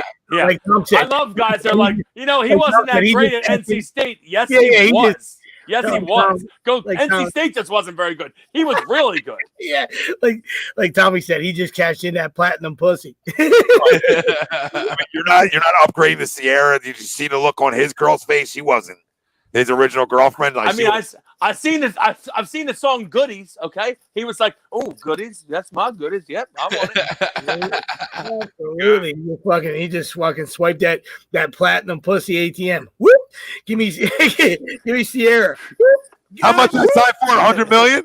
Whoop whoop. Here's 20 That'll million. work. What's that? A black card? Yep. Whoop! That's the platinum. Whoop! Crack in my ass. Oh, Crumbs here against your religion? Whoop! Yep. Yeah, I got one more for you. Whoop! I got one more for you. No interest. Whoop! Whoop! Listen, whatever you're doing, you just say, listen, I made it right with God. That's all. You can do whatever you want. You know? Yeah. You just say, hey, listen, we got an understanding. JB wasn't talking about Russell Wilson. You know, my first day at I told the kids, because I curse all the time. I said, listen, you're going to hear a lot of F-bombs and shit like that. I said, listen, me and God, we talk all the time. He's cool with it. You know what I mean? We got a good understanding here. He knows I'm not fucking around. JV, that's great. He said he wasn't talking about Russell Wilson. He was responding to somebody else, and that's hysterical because we just went off on a whole bunch of reason. And that's great. Sorry, don't get us down one road here. We have trouble circling back. I was gonna say that's a rabbit hole that's got no ending. It's like we missed an exit up in the Poconos. 17 miles till you get to another one. We're gonna stay on that road. In the desert somewhere. We're not gonna be home for a while. Billy Love says you guys are sick, crying emojis. Yeah, that's about the right wording. Yep. Marlo asked a question. Wait till we're 3 hours in to start getting into this kind of stuff. Yeah, after dark. We're after dark now. You know what I mean? We're 12 past 12. Carlos says, would you have changed any of the play calling in the fourth? No. Listen, I thought they ran the ball enough for the position they were in that football game. You know, being down, that's more runs than they would do. 16's tough. Like, and Miles still got 16 carries. I think that's like, I think that's good considering, you were down 16-0 in the first quarter. You know what I mean? So I think that's like you put up 20 in the second, brought yourself right back. Didn't see a lot out of Miles today. It was kind of. He also wasn't effective either. He didn't warrant much. Yeah, I was gonna say he didn't have a burst today. He didn't look like he had a burst today. I saw one good carry out of him. I feel like you take away that carry, he probably had about 15 or 16 for 30 yards. Well, you know what I noticed? 10 yards. Remember last week where Rager running down the sidelines? 10 yards. Yeah. Yeah, 10 yards as long as you said.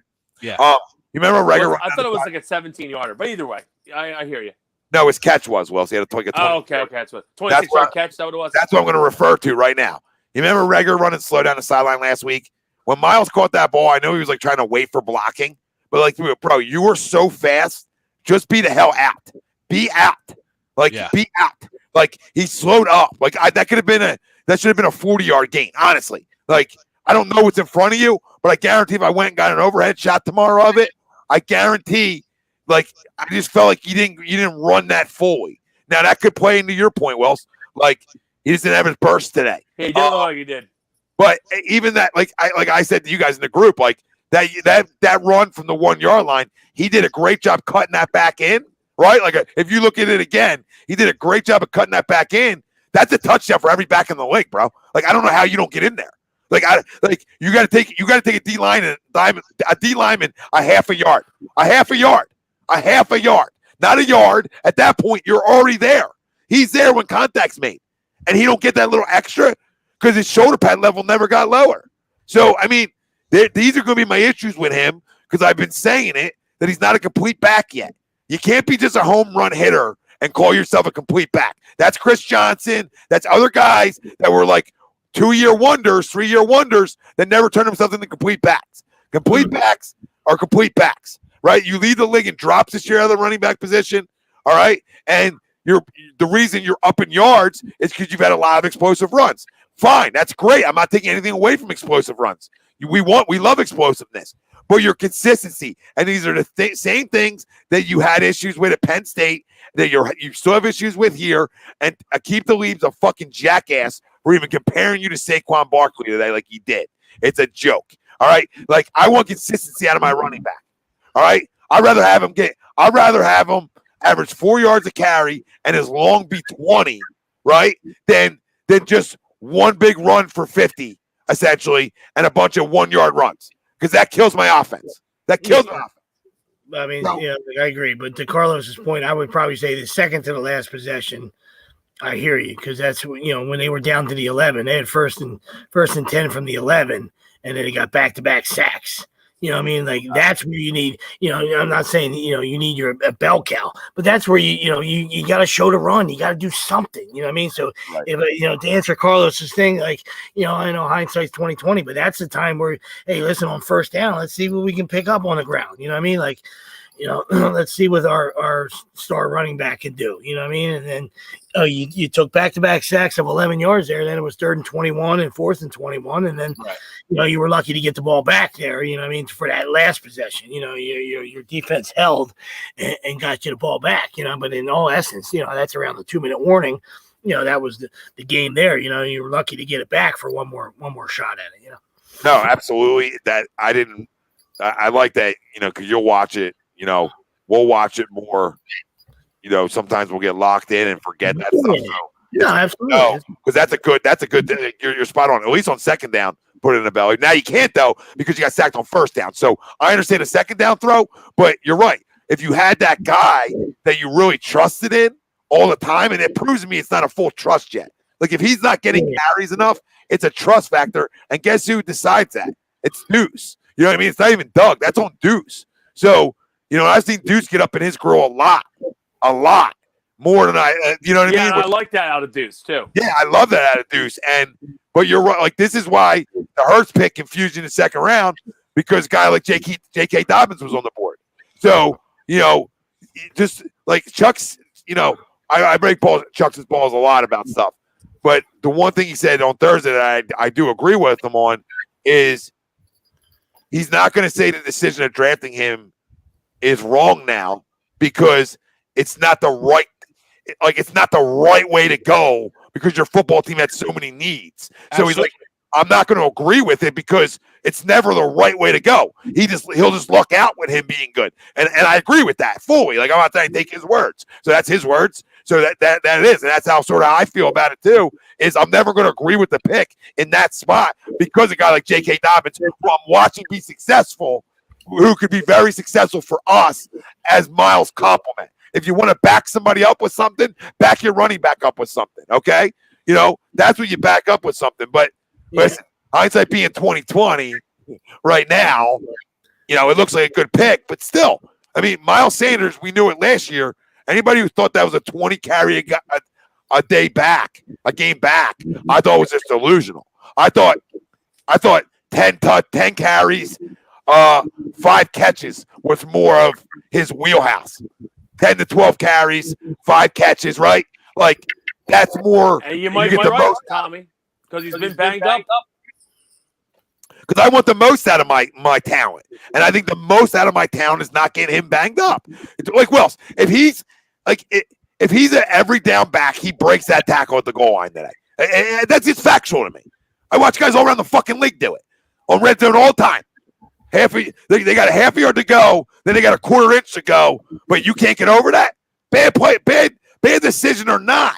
We all agree on a bad decision. Now it's up to my player to capitalize on a coach's fault. You know what I mean? Like, okay, coach's fault, but we're going to make up for it because all I got to do is get literally a quarter inch of a fucking yard. I went and watched it 2 more times because that's how annoyed I was by it, and I got more pissed off.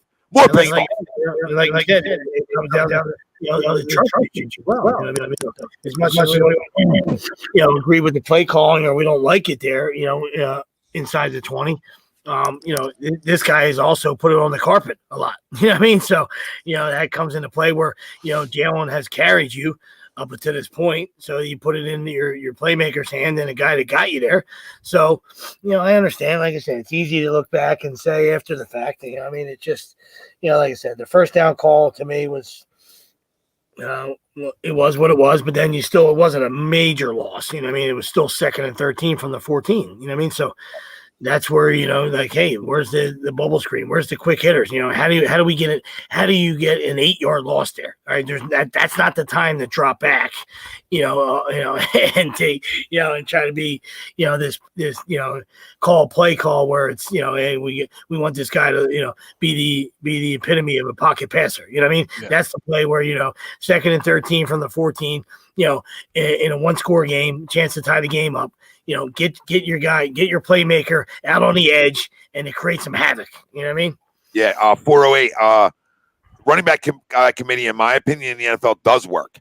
I think the other way doesn't work in terms of because if you have your bell cow, you usually sign them to a big deal, and every running back that gets signed to a big deal usually ends up getting worse. So for the most part, now that's not always the case, but you look at Zeke, like they gave Zeke a ton of money, hasn't been as good since they gave him all the money. So it's Todd Gurley got all the money, wasn't as good after he got the money. I think a lot of that really is, Tom, is that running backs is a tough position where guys take a lot of a pounding, and usually it's a shorter career. Like, guys are their bets when they first come in the league and they're fresh. As they start getting a lot of wear and tear, they're not as good anymore. That's why you got to be very nervous about giving running backs big contracts. So I totally agree with you.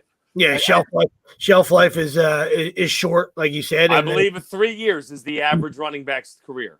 Absolutely. Greg, what would you? We were on tape talking about Saquon, and we didn't laugh at you. I mean, obviously he's a generational talent, but he's been injured twice. You know what I mean? So to your point, as much as we might, Giant fans might want to throw an egg off your head. You know what I mean? Like, you said it on air when it happened. You know what I mean? And sure, it was the right pick. I wouldn't have picked him. Yeah. Sure, it was the right pick. You know what I mean? But he's, it's not even close to him and Darnold. Come on, that's silly. But he's been injured twice. You know what I mean? It's wear and tear, buddy. You know. Brandon, appreciate the tip, brother. Thanks, Brandon. Really appreciate it. He goes, Miles runs like Saquon, not really good in between the tackles, just goes for the home run play every time. Same thing we saw with Chris Johnson. Greg, I'm going to go to you on this just because you watch both play together at Penn State. So it's I think Saquon's a little bit better inside the tackles because he's stronger. Yeah, I don't think Miles. I think Saquon is more of your every down, 3-down back when healthy. He can do everything you ask. He can catch the ball. He's elusive, but he can run between the tackles. I'm not saying Miles can't, but Miles isn't best suited running between the tackles.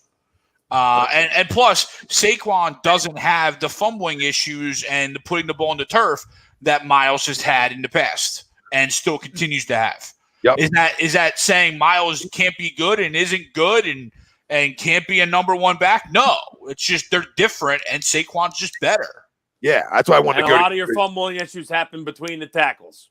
And I wanted to go to Greg because he watched them both play together at Penn State. So I mean, I feel like when you watch them both play at the same time, almost that you're going to judge. You're going to have that better judge. Not that we all agree with you, but I was purposely sending this to you because I know how we feel. But hey, then go to a guy who's watching both play together. Not that we didn't, but I haven't watched every Penn State game like you do, and I know you do. So because you're a junkie like that. So I don't have a favorite college team like you asshole, which I hate. I just wish I had one. You know, it's okay. Guess what? Syracuse has got plenty of room. You can hop on board. I think we won one game this year.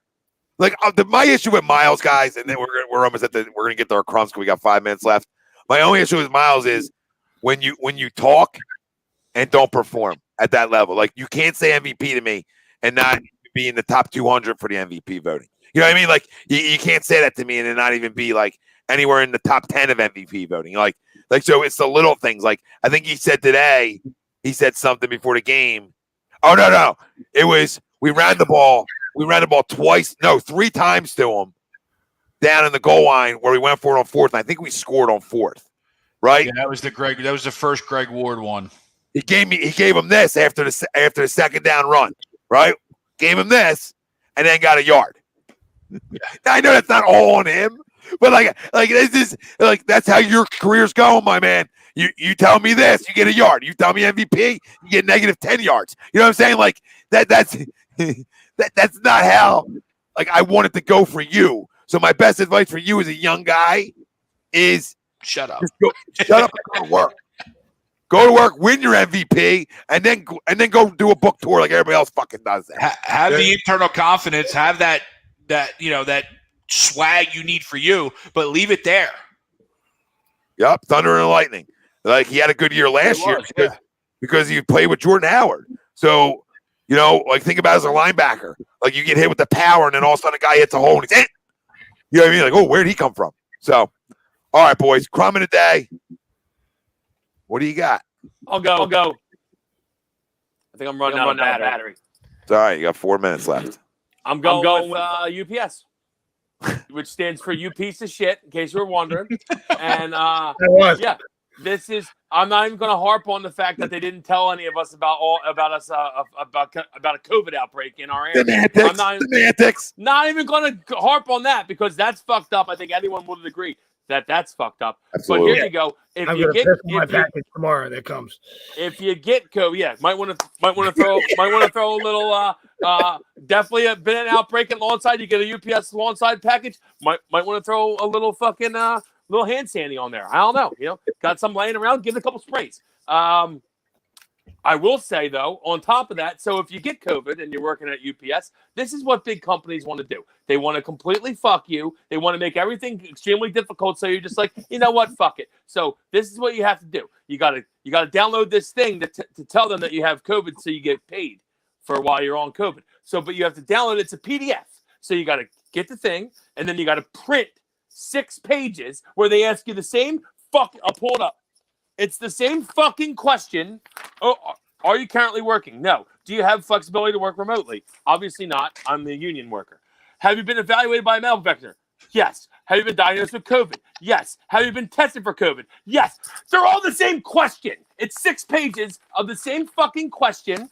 You got to fill it all out. Then you got to take pictures of all of it. And then you got to email all the pictures.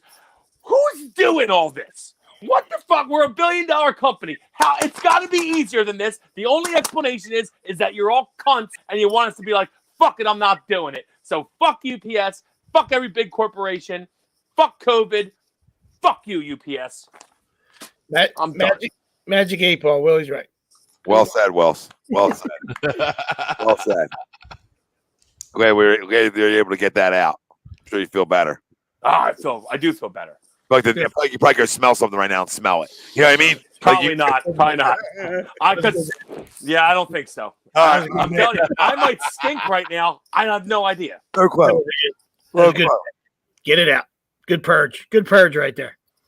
Good purge. For I me, want to drop my boss's name so bad, but I won't.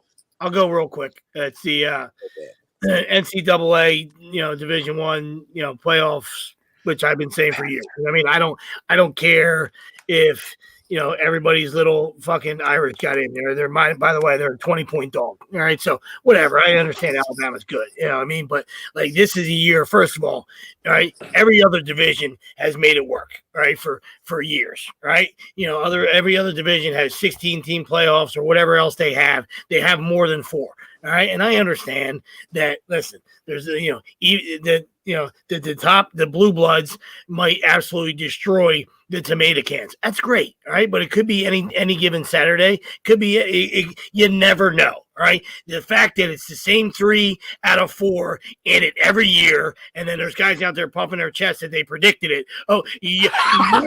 Lottie fucking D. Lottie fucking D. Go jerk yourself off and without lube and stick it in your own butt. All right. It's the same 3 out of 4 every time. So you got a 75% chance to be right. But I digress. Right. So that makes for a bad product. You know what I mean? So I'm not saying that, listen, those 3 schools hustle. Good for them. All right. Your product fucking stinks. All right. And fucking figure it out and make it fucking better. All right. And this year of all years, you could at least make some adjustments. The NFL made some adjustments. MLB made some adjustments. They added some playoff teams. God forbid you made it 8. Right? You made it 8, but instead you want to continue to be missionary and just look your fucking wife in the eye, turn her around every once in a while. It's fun. Turn her around and see what happens. It's interesting. Get her up on a counter one time. I'm done. Absolutely. Whatever you got to do. Right? Just slam her up against the door one time. Grab her neck one time. Pull her fucking hair. Pull her hair. Just watch. Be careful. Very bad things. Have you ever seen that movie? Be careful. Careful with slamming her against the wall. Just be careful. I didn't mean in a Cream Hunt type style. I meant more like a gentle love slam. Yeah, absolutely. Before the back, it's a little bit of it like, oh, you got aggressive with me, huh? Yeah, in your loins. Yeah, absolutely. Yeah, nobody was talking about doing a bit. It was just we're both into it. She looks in the eye and says, pull my fucking hair.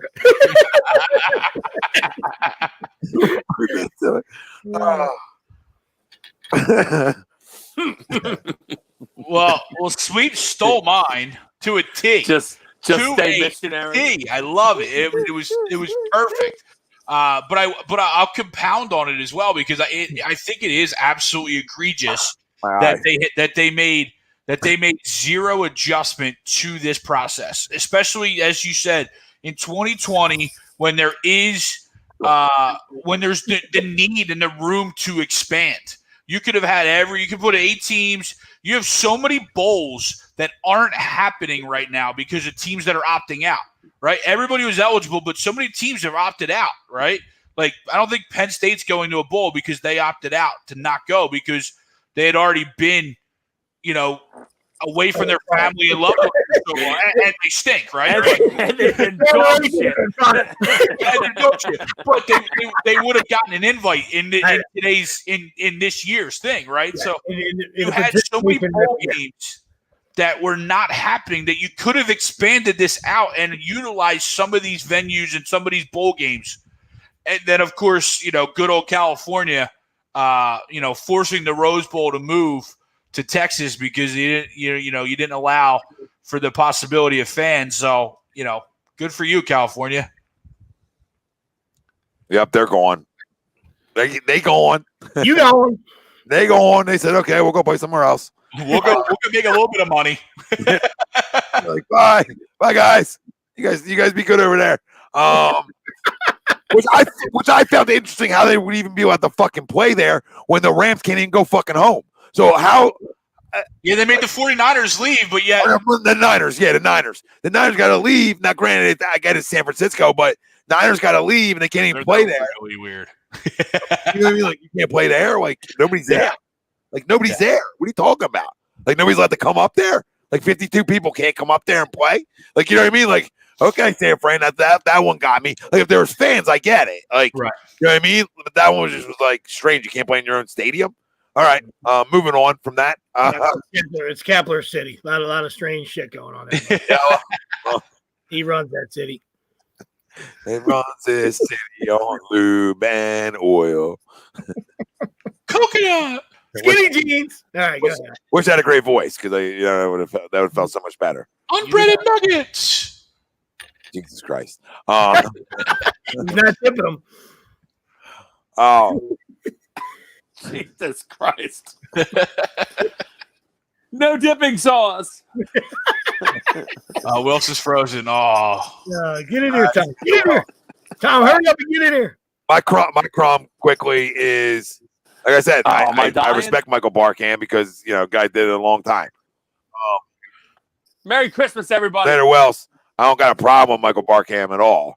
But today, I understand the excitement of Jalen Hurts, but you can't come on. I got two Crumbs. You can't come on and act like they won because that's not fair, right? Because we lost. We didn't win today. You can be excited about a player, but you should never be excited about a player over a win, ever. Like, that should never be your excitement more over a player than a win. That's just how it works. My second crumb is Fox, because there's a lot of people who spend a lot of time and money in broadcast journalism. Okay, there's a lot of people who spend a lot of time and money to either go to school, trade schools, etc., and spend a lot and work their asses off to be on something like that, and to be broadcasting a game on Fox, right? And for Aqib Talib, with all due respect, to be one of the broadcasters is a fucking joke. All right, and I'm not saying he doesn't know football because he knew defenses. You could tell that, maybe. I don't know, but it seemed like he did. But the bigger thing is like, I understand, like, there's plenty of guys that have played, right, that went to school for broadcast media or broadcast journalism. There's tons of them. McNabb's one. Like I'm saying, there's tons of guys. Give the color guys that are them guys that actually went and earned it. Like that was their degree. Like there's plenty of guys out there that's what they go to school for and play sports. Plenty of guys to choose from. All right. So fucking be creative. That's not creative. That's just, hey, I'm going to throw two guys in the booth because I don't even care who the regular announcer was worse than Talib was. Well, I'm not letting him off the hook either. That you're spot on. That tomato can went to school for broadcasting, so that's the only thing that blows up your theory is that guy was awful. He think he did. He might Daddy might have known somebody. I got to go Google. I got to know where he went now.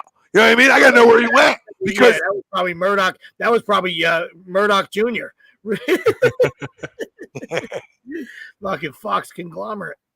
See, I like JV. Does that mean he can't get better at it? I'm not saying that. All right, I'm just saying it. Like when I first heard him today, I'm like, this guy just feels uncomfortable, and I don't think Fox would want to put people out there that feel uncomfortable. I mean, like look at Romo. Romo gets it, right?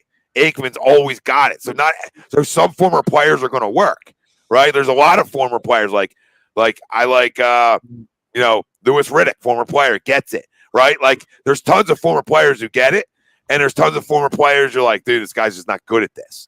And that's fine. Like, I like the guy. Like I said, there's a lot of guys that get hate. You know what I mean? Like I said, Collinsworth gets hatred because he's a hate-to-face kind of guy. But Collinsworth does a great job. You know what I mean? Like, yeah, he does. And I don't know. And like I said, probably because Joe Buck hustles more than anybody. Joe Buck and Ryan Seacrest and Kevin Hart hustle more than anybody in the goddamn fucking United States of America. So everybody's tired of them. You know what I mean? But like, I don't know where Joe Buck's hatred came from. You know, same with the hatred for Roman Reigns. Greg knows as a wrestling guy. I don't know where that came from. Roman Reigns is awesome, but everybody hates him. Well, when you see a guy so much, you start to hate him. Like, people are going to start hating me soon. You know what I mean? Like, there's that time this comes on ATD again. Starting to you know what I mean? Like, that's just gonna happen. But no, I mean 7 days, 8 shows. What's this motherfucker doing? Guys, I'm too much now. Slow down. I know guys don't like Joe Buck, but he's a hustler and he's actually really good at it. The reason Philly fans don't like him is because you always think he's against your team. The funny thing is he isn't. If you hear him call any game, it's the same, really. So it's like that's why he's so good. It really isn't. And JB, that's cool. Like, the next time I listen to Lee, maybe I think he's better. He just caught me off guard today because I'd never heard him before. So, what it is, and Tom, you're spot on because as you get more comfortable doing it, you find out your words, like your tick words. His tick word was obviously man, right? So anytime that he struggled to transition to another statement, it was man, right? As he gets more comfortable, he's going to lose some of those mans, and we won't have guys that are plastered drunk by the second quarter if they're doing shots for every time he says man, right? It's a tick word that you do when you're talking a lot. Yeah, you're nervous and you're exactly. Your go-to thing, when you're either nervous or that's just, sometimes you finish, a lot of people do that with like, you know what I mean? Like when they finish a word like, or something, Yeah. Green Bean, we appreciate you. Thanks, brother. Thanks, brother. Guys. Love coming to the game coming after the game for the full breakdown. Green Bean out. I love Green this. Bean out. Fucking great signature. Green Bean. I would say a little earlier. Little Green Bean out. I love Torrey definitely kept repeating himself in terms of and that's part of doing it your first time too. Listen, everybody has guys they like. It doesn't matter if you're, you know what I mean? Like I said, there's people that hate Romo. You know what I mean? Like it is what it is. You know what I mean? Like, he does a tremendous job. And if you're just, into the football part and the X's and O's, you know what I mean? Like you're going to love Romo, but people that are, hate the face or, hated him as a player or whatever, they'll never get over that. You know what I mean? I didn't say a full degree, JV, because I don't have a degree in broadcast journalism. I did a little trade school with it. So I'm not telling you need a degree to talk, brother, because I'll talk anybody on the fucking airwaves, period. And so every guy that was on the air tonight with me will do the same shit. And we don't have a degree in that. Okay. We don't have a degree in we don't have a degree in that personally. Okay. So I don't. I went to a trade school for it. So I'm not saying you do. I'm saying that when you're talking about there's tons of guys out there that did play with a degree is my point, that or with some type of they wouldn't have a trade school for, you know what I mean? And that doesn't mean you have to have a degree to talk, but he didn't talk great. So it's not, you know what I mean? So that's time one. Doesn't mean he can't get better. Super Bowl predictions, Chiefs, Packers. So my two guys just asked, so I just threw it out real quick. And then Packers, Bills. That's a good one, Greg. I did at the Bills at the beginning of the year, didn't I? I don't know. You remember that? I don't. Look, I did at the fucking Bills. All right, I'll worry about that later. Packers, Chiefs. Sorry. Packers. Oh, same ones. All right, fam. We love you. Thanks for joining us tonight. Fighting City Hall. I know you are. Every show we're brought to you by our doc, make them yours, Dr. Paul Vidal, Specialized Physical Therapy, LLC, Burlington, Cherry Hill locations. Find them on the web, specializedphysicaltherapy.com, as well as allcampusoc.com for all your team hats. Use discount code A2D for 15% off. PhillyDrinkers.com, where you get all your A2D merch. All right, fam. We love you. Thanks for joining us. We appreciate all you guys. 408, I see you, JP, Carlos, all you guys.